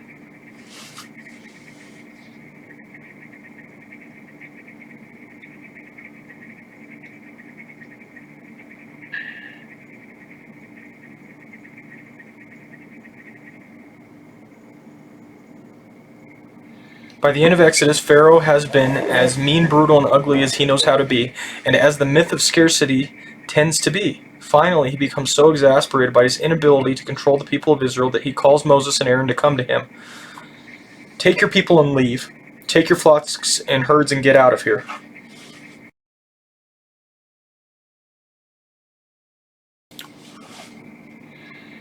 And then the great king of Egypt, who presides over a monopoly of the region's resources, asks Moses and Aaron to bless him. The powers of scarcity admit to this little community of abundance. "It is clear that you are the wave of the future. Before you leave, lay your powerful hands upon us and give us energy." The text shows that the power of the future is not in the hands of those who believe in scarcity and monopolize the world's resources. It is in the hands of those who trust God's abundance.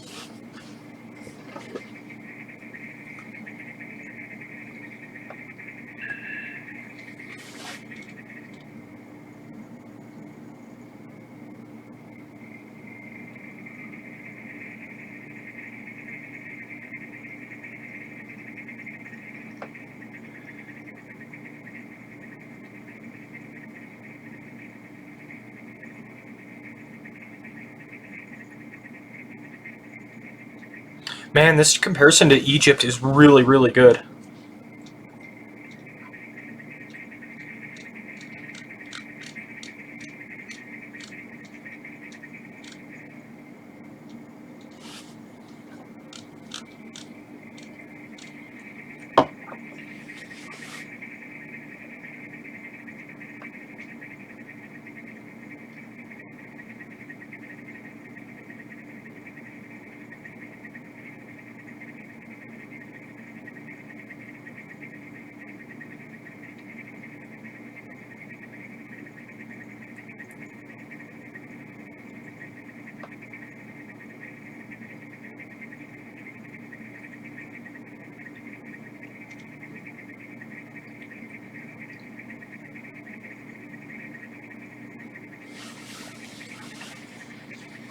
Interesting. I think that I need to grab maybe this quote here.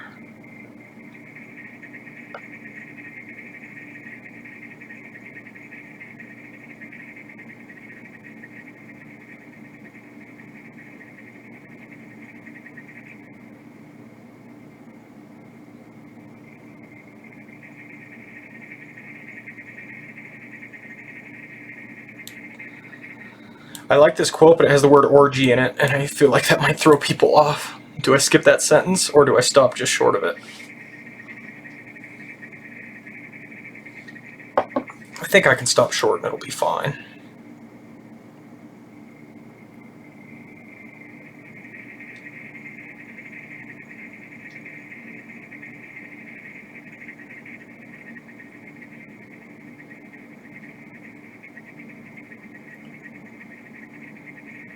Yeah, I'll stop here because this also introduces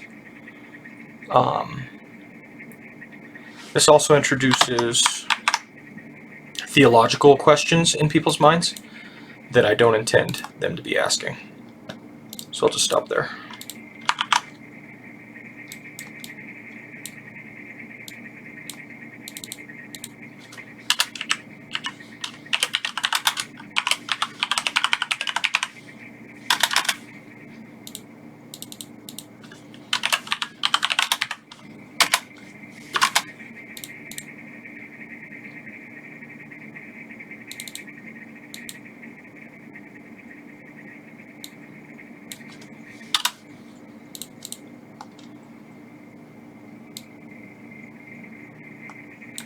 which means I can grab one of these and just throw quote 1 on it.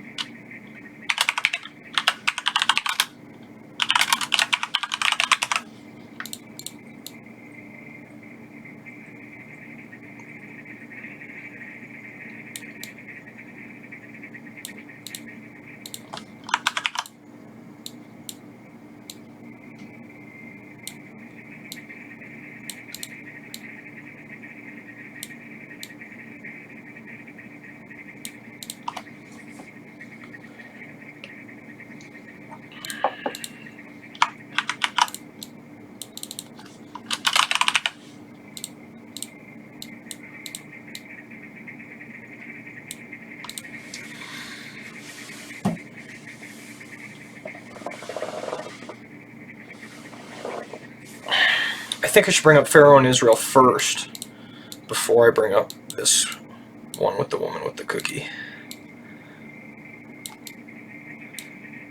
Because this is another biblical example. It's kind of transitioning into illustration, but it still is explanation almost.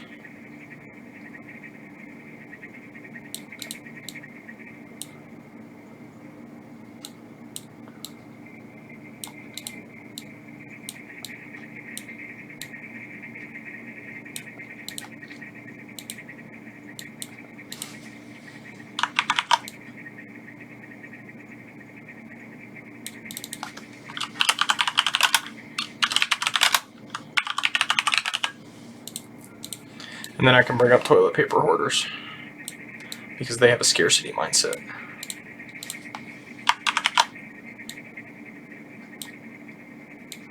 And that's so relevant.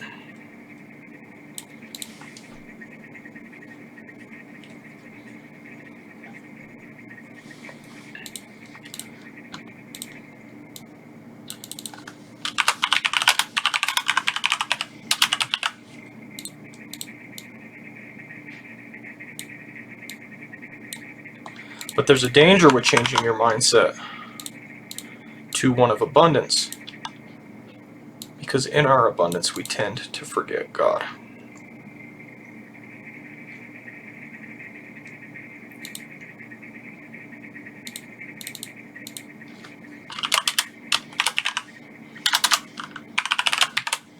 So I want people to look out, be aware of that danger. We don't want to forget God in the midst of our abundance.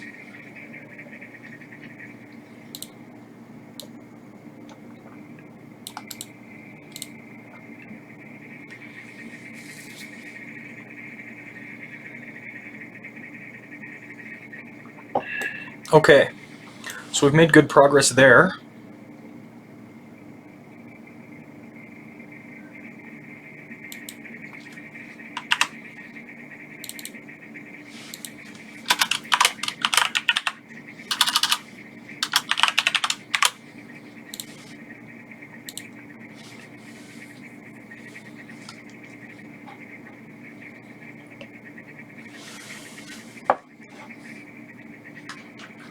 See, and that's the problem. We've learned to hoard just as much as Pharaoh did.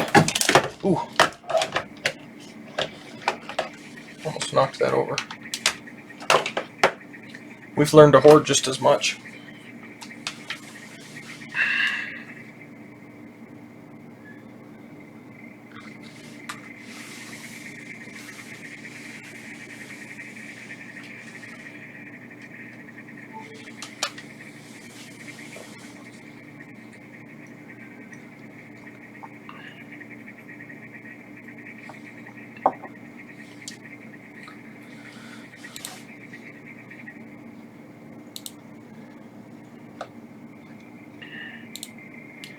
And the tendency to forget God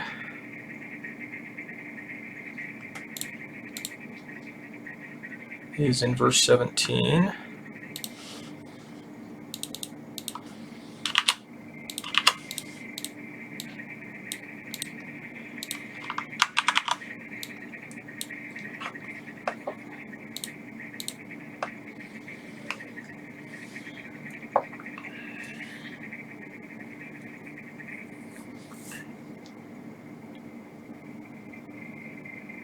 Putting their hope in wealth. Contrast with putting their hope in God.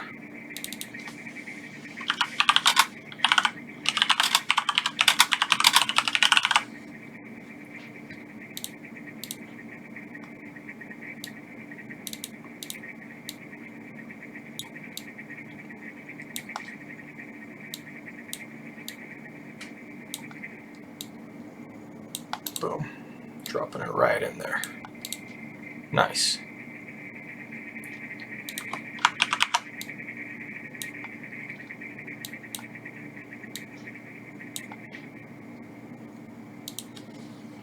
Oh, this is what I was going to put in there.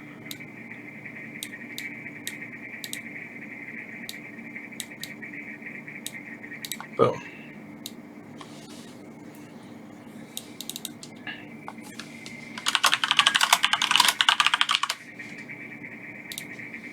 We tend to trust in our stuff.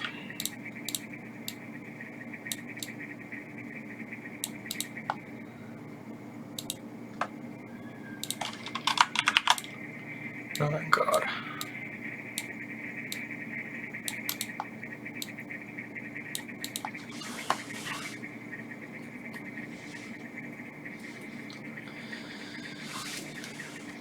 I think he says greatness. I thought my way to greatness.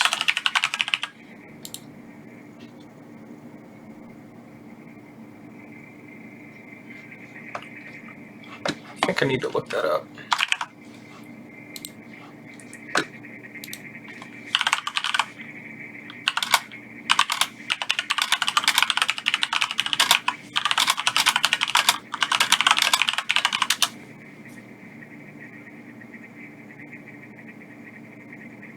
I thought my way to greatness, I could claim this, but he gave me the brain.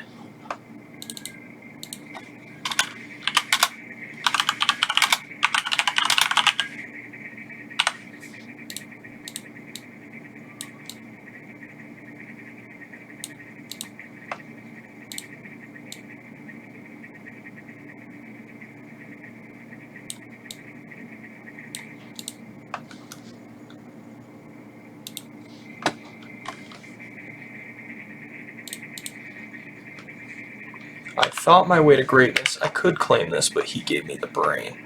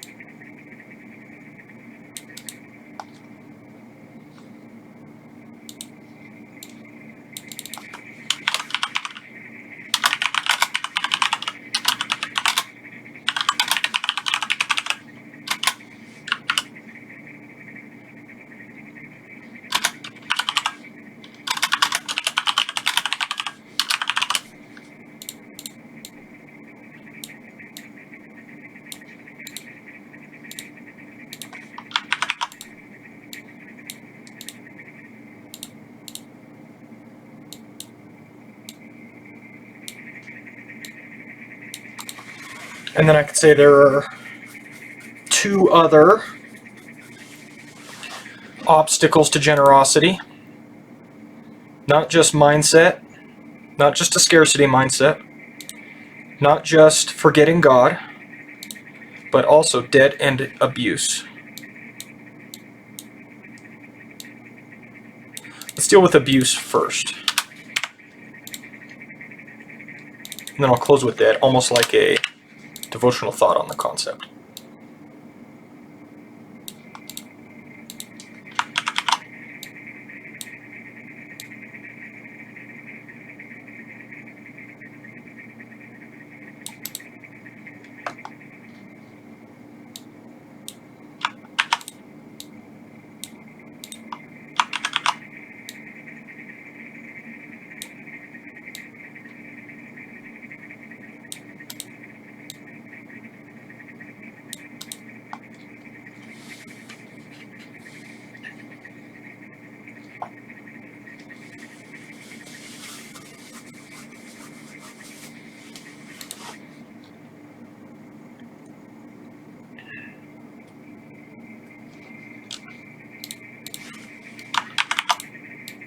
So we convince ourselves that I won't be generous with this person because they're going to spend this money on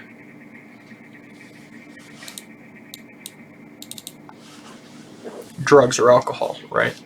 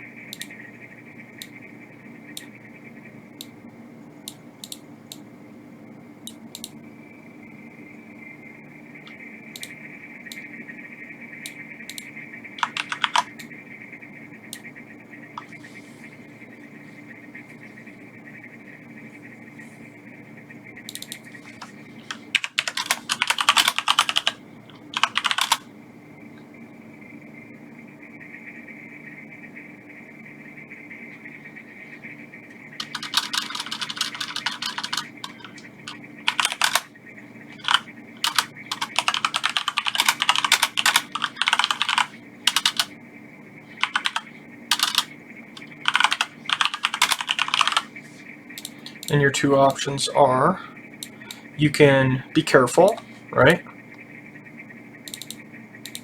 But still generous. So that's one option. But the other thing I want to point out is, the other option is,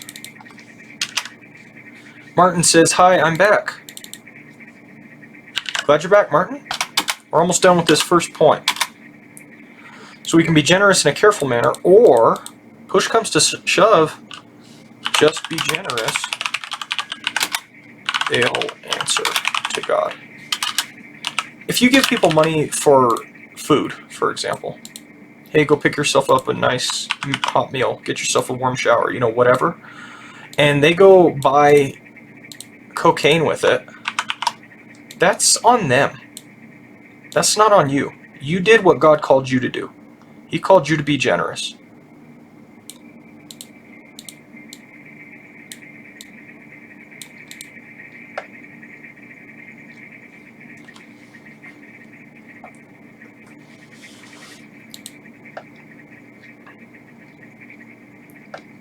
Just do what God called you to do.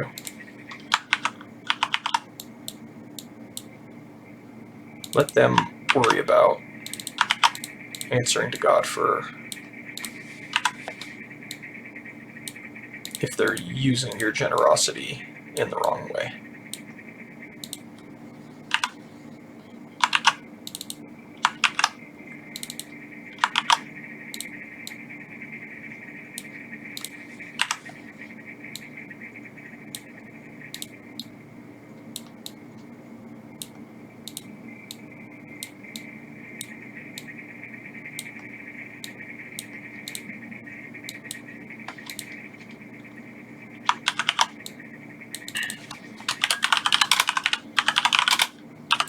we often use that as an excuse to not be generous.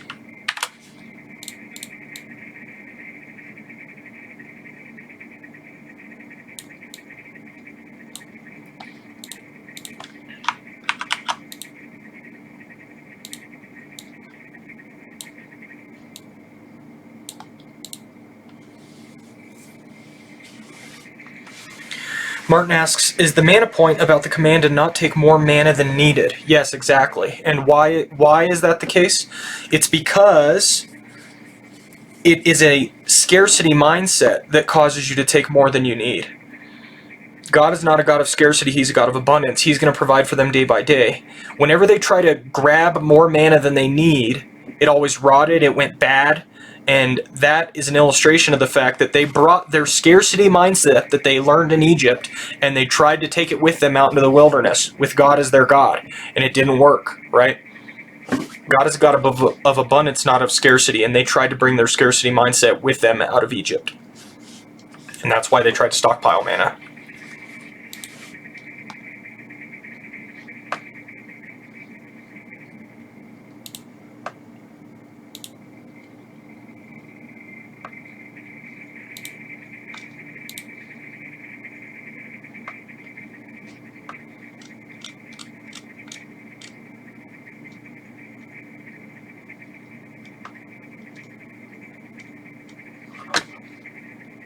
Dave Ramsey has a statement about live like no one else.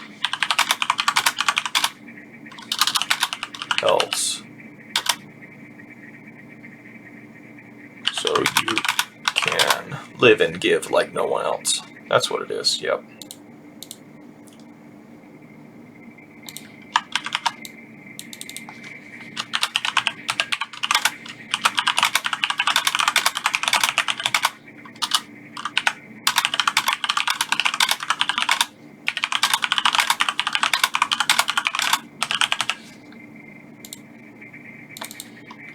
And this will probably end up going down here.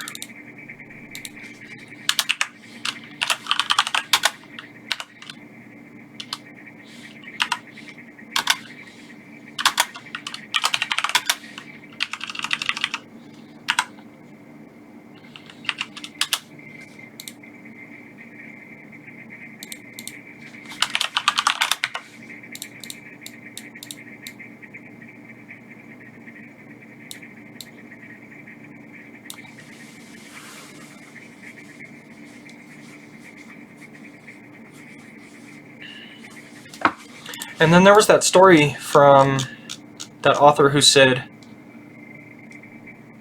he talked to a woman. Once she got out of her debt, she was going to start giving. How long has it been? 10 years.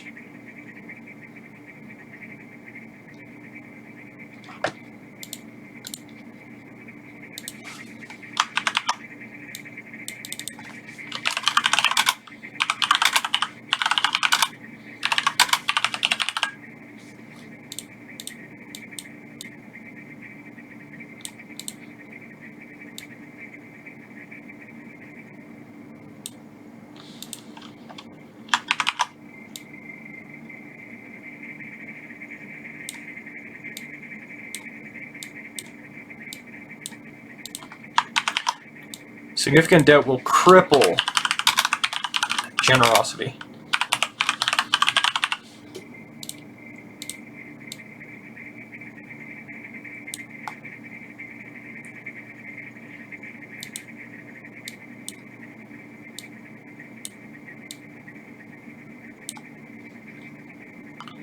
Absolutely cripple. Martin asks, when you preach, do you print out your sermon outlines or do you usually take an iPad or something into the pulpit? I print them out. I've got one right here.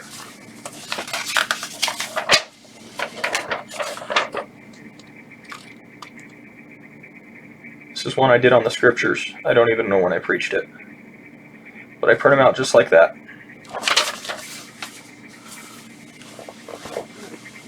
I wouldn't be opposed to taking them on an iPad, but I just haven't found an easy way to do that because they're in the Logos software and these Canvas documents.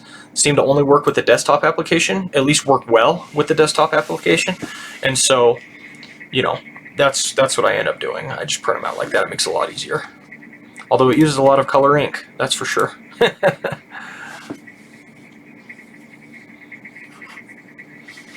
All right. So debt will cripple generosity. Can't be generous when you're in debt. And then I want to say two things about it. First off, get out.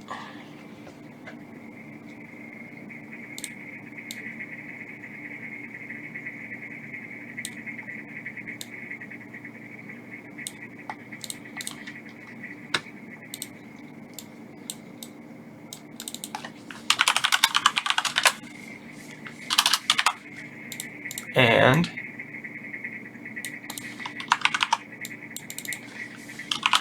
be generous still. We still need to be generous, even if we're in debt.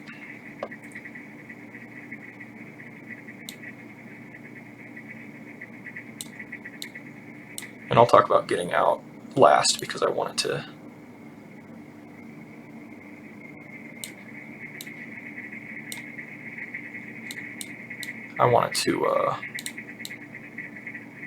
not hit home, but have a lot more power to it.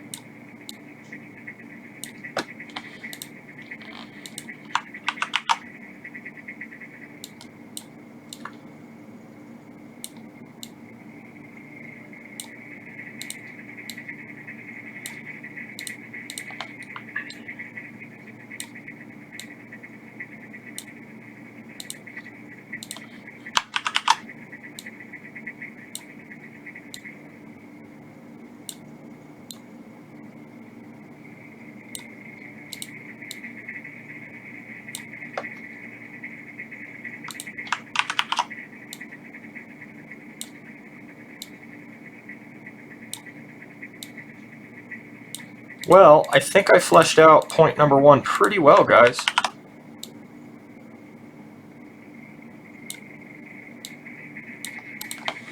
Generosity's obstacles done. Look at that. Tons of illustrations, tons of application. Martin asks, have you always preached from these mind maps, or is it something you developed over time? I developed over time. I might even have my first manuscript somewhere here in my Logos notes.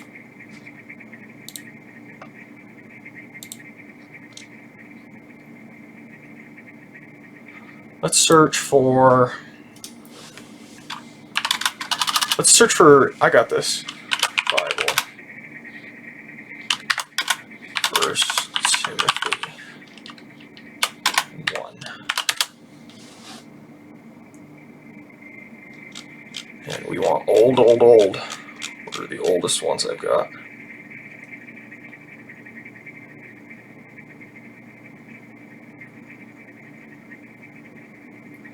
Here's 1 Timothy 5. I preached this in 2014, 6 years ago. Let's open it.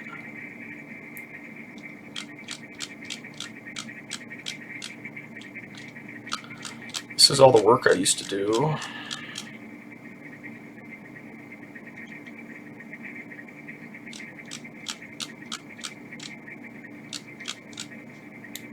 These are all the commentaries I used to pull.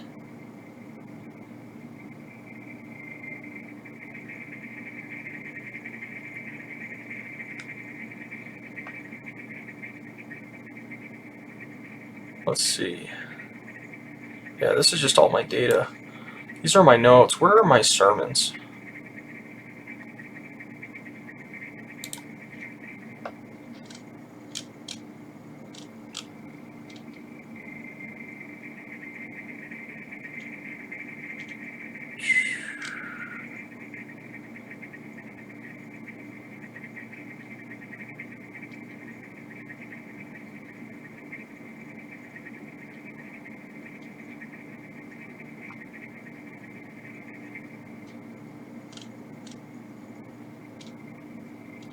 Yeah, these are just notes. This might be it.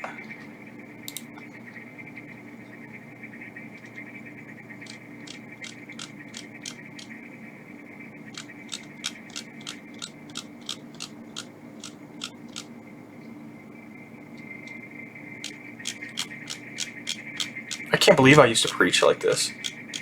It's insane. Let me pull old sermon documents. These won't be as old, but...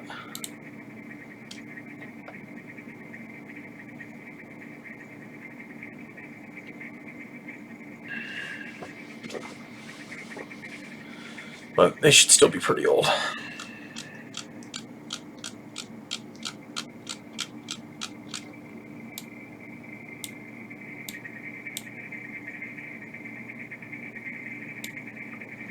There we go, sermons.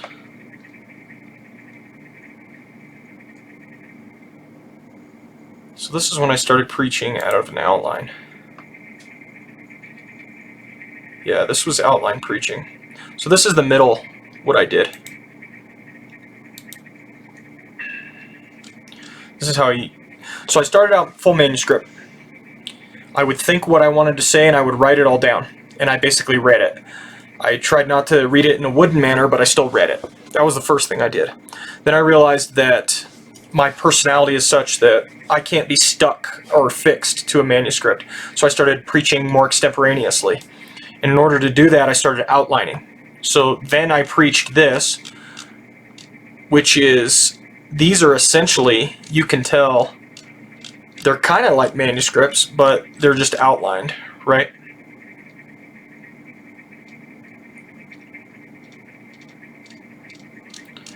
And so I've got my introduction. I'm talking about my dog. I got my 3 main points. Evangelism. First, the richness of the gospel. Second, reasonable excuses. Third, essential gospel principles. And so I would take basically this outline into the pulpit with me. But I didn't like the outlines because... I don't know why I didn't like the outlines. Because mind maps are essentially outlines. Right? You could turn this into an outline quite easily. But I didn't like them. And so I preached off outlines for a while. And then it wasn't too long ago, to be honest, that I decided to try mind maps. Probably 2 years. 2 years ago I started trying these mind maps. And that's what I've settled on. I would love to get to the point where I could preach with no notes. But that's kind of the next step for me, I think, is to go notesless. But I don't know if I can ever do it. I might not be able to do it. Martin says, the pastor of my local church just has handwritten notes. My sister's pastor preaches using notes on his phone. It's always interesting to see how different pastors prepare. Yeah, that's very interesting. I would love to go notesless. It'd be amazing. But the time and effort and energy, because then what I would do to go notesless, I would take this now, when I finish it, and I would basically stare at it and practice it, stare at it and practice it, stare at it and practice it, until it just came like that, and I didn't even have to think about it. That I could imagine sitting down with these notes would take probably 3 hours to memorize, or something like that. And it's just 3 additional hours I don't have. So, yeah, but I really admire preachers who can preach notesless. I wish I could do that.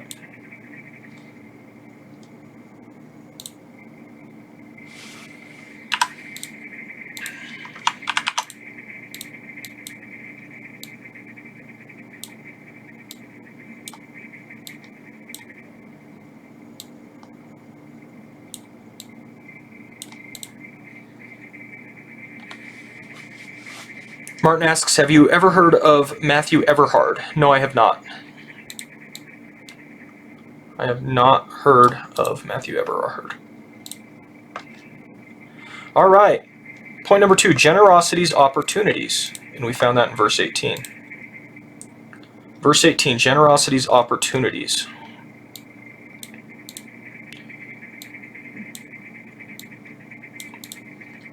Command them to do good, to be rich in good deeds, to be generous and willing to share. So verse 18 teaches us that generosity is not just money, not just financial. Who is Matthew Everhard? Martin?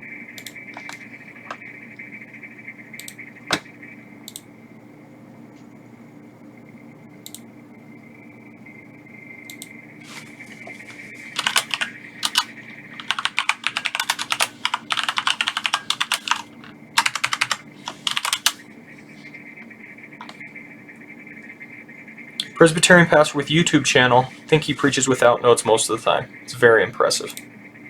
Very, very impressive. He did his PhD on Jonathan Edwards theology. Oh, very cool. That's neat. I'll have to check him out. Yeah, I haven't heard of him.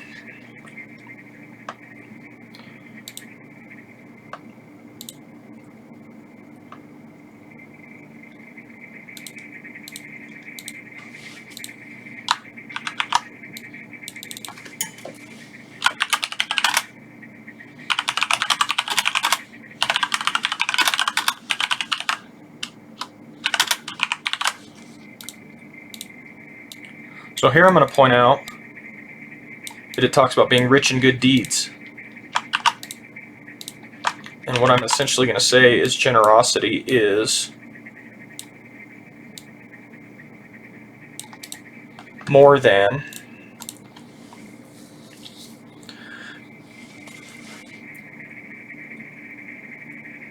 sharing money.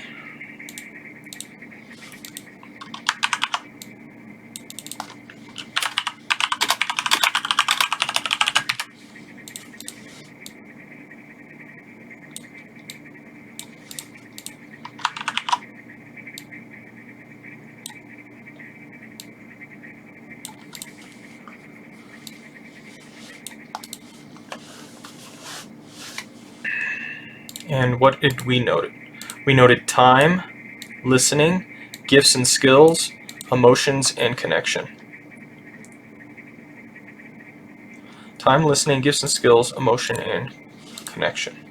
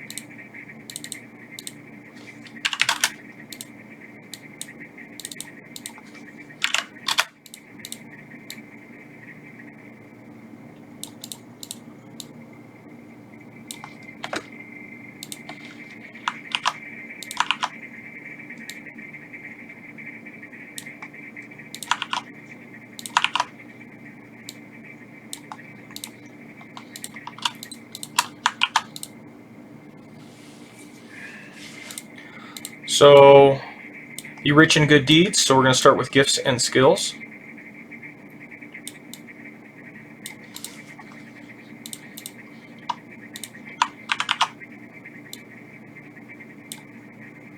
Man, I want to preach this sermon from the pulpit. I really like this sermon. It's going to be so frustrating to preach this sitting down in this chair. Stupid coronavirus. It's dumb.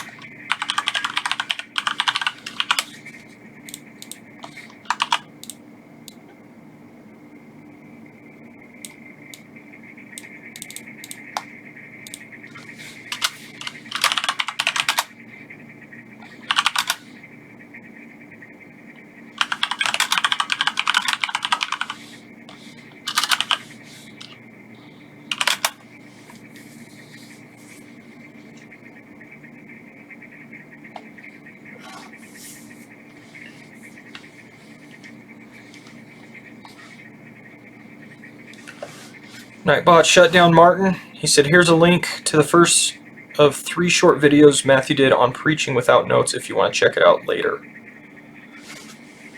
I can go grab it. Could you DM me the link? Hold on, let me log into Twitch.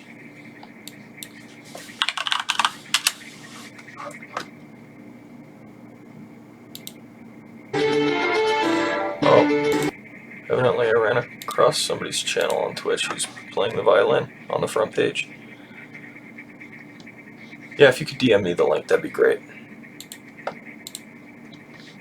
Thank you, I appreciate that. I will check it out. Okay.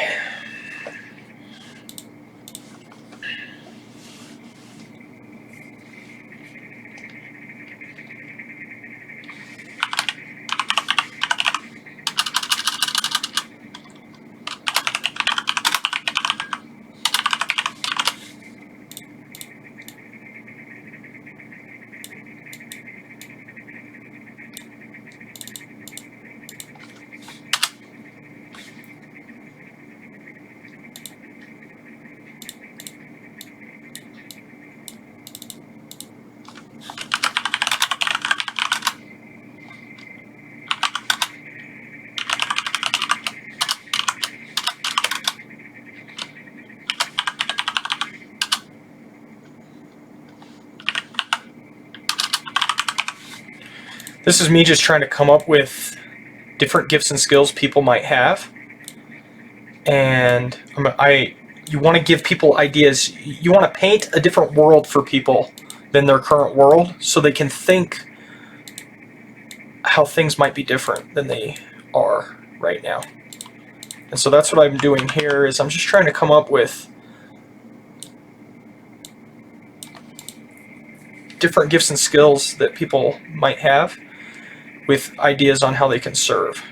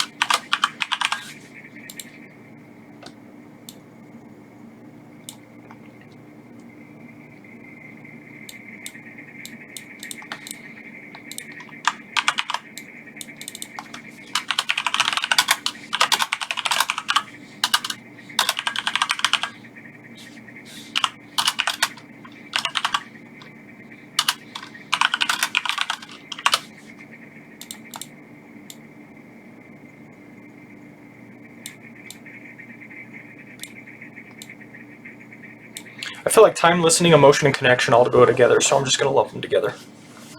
Jesse said, even up here, think about community context. We have a new snow removal group that helps people free of charge. It's a mix of folks and kids from our church. It's perfect. Perfect example.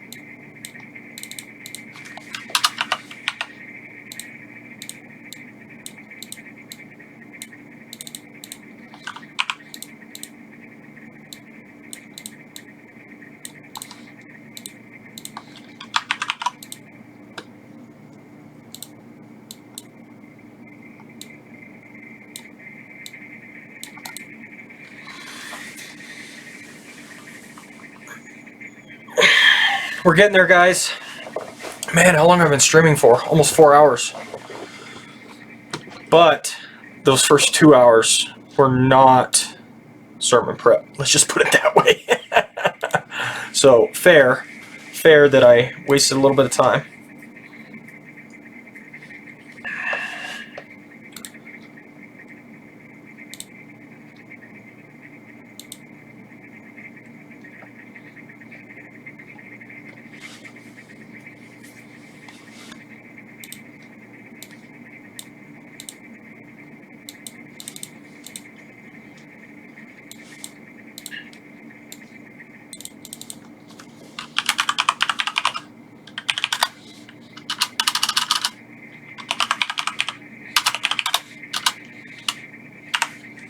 Why is loneliness hard to spell?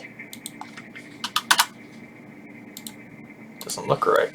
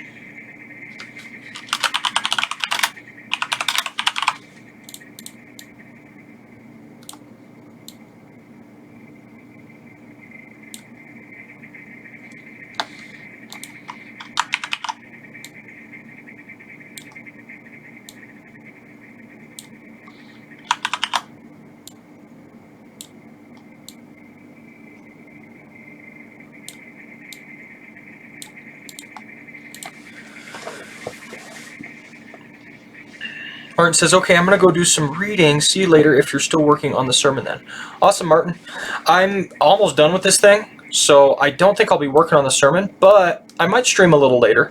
I'll probably stream either some Bible study prep, because I need to prep for Bible study next week, or I'll probably stream some video games, or a combination of both. Not sure. But have a good read, Martin. I'm glad you're going to read, and I hope you enjoy it. And yeah, take care. Thanks for being here. I appreciate it.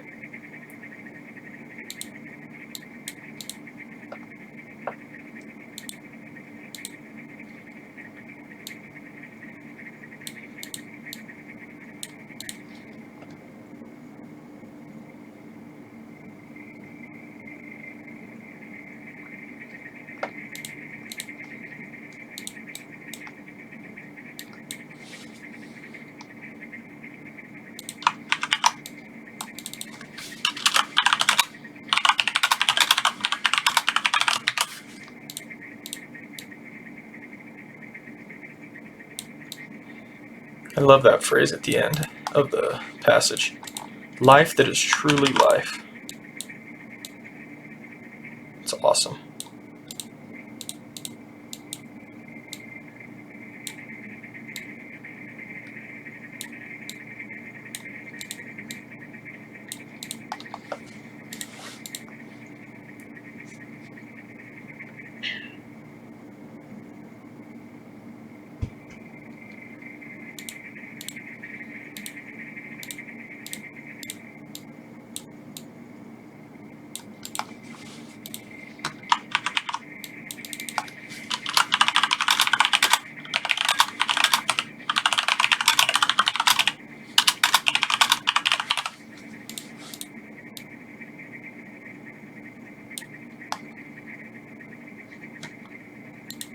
I'm not even going to quote verse 19 until later.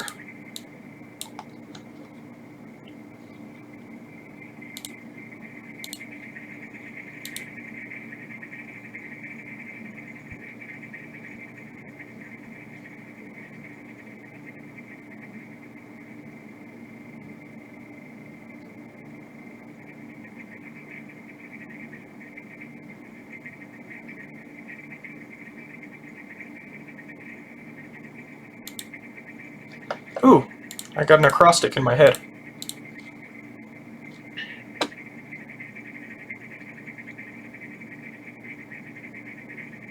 Napa.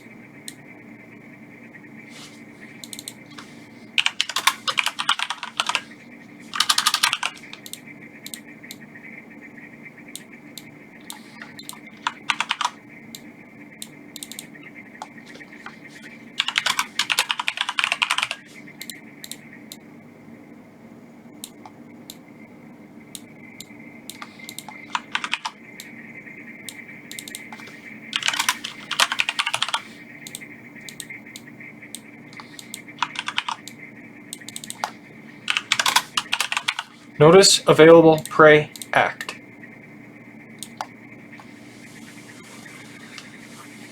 Napa.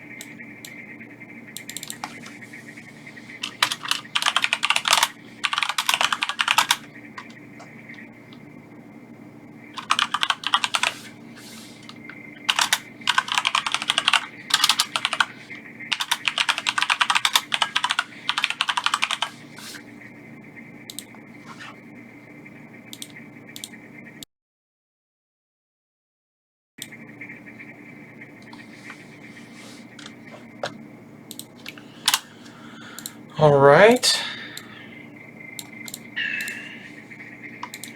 Notice, available, pray, act.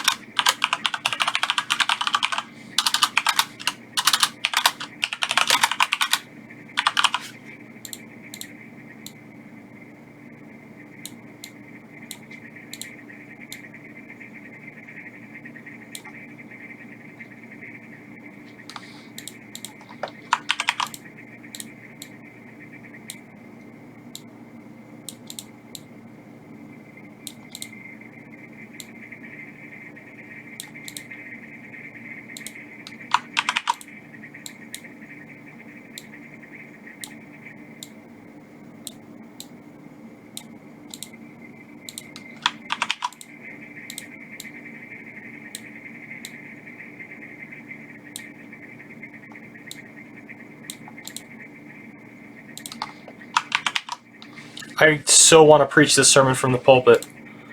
It's going to be so frustrating to preach this just sitting down at my desk. Oh, man. I think this is going to be a good sermon. It just feels like it's hitting on a lot of high points.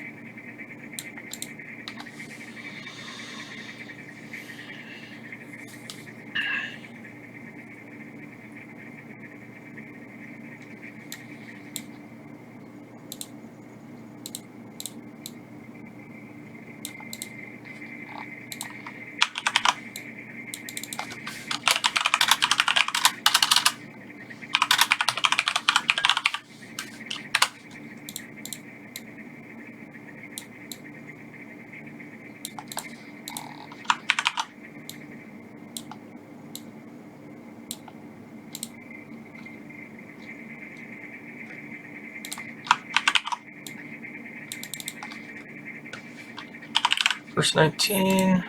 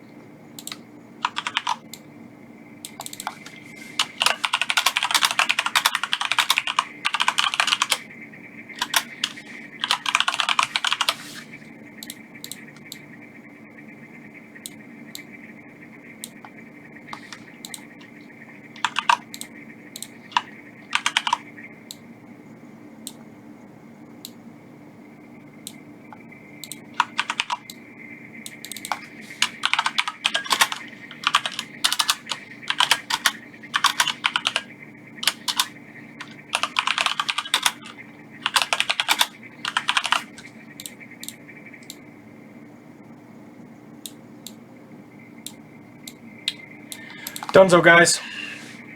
Dunzo. Check it. It's a thing of beauty. Intro.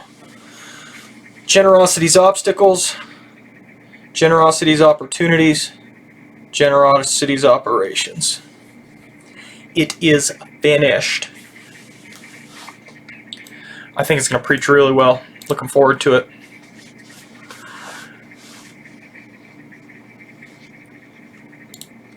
All right. Well, been going 4 hours, guys. Gonna take a quick break. Well, not so quick. I have a phone call I need to make. I need to exercise. I need to do my workout. So I'm gonna do both of those. And then I might be back on a little bit later. I still would like to tonight finish next week's Bible study. That'd be nice if I could get that out of the way. And then maybe I'll play some games. Don't know. But thanks so much for being with me, guys. I enjoyed it. We had quite a few viewers for quite a bit of time. So appreciate that. Appreciate you guys chatting with me and all those things. I hope you have a great rest of your day today on Saturday. If you're interested at all in me preaching this sermon, if you want to hear it preached, I'm going to be preaching it tomorrow morning at 10 a.m. Colorado time, whatever that is right now. I guess Mountain Standard, probably. So tomorrow morning, 10 a.m. Mountain Standard, right here on this channel, I'm going to preach this sermon. So be there or be square. or you can be wherever you need to be. Anyway, hope you guys are doing well, and you guys have a great evening, great night. Thanks again for joining me. Take care. God bless, and bye now.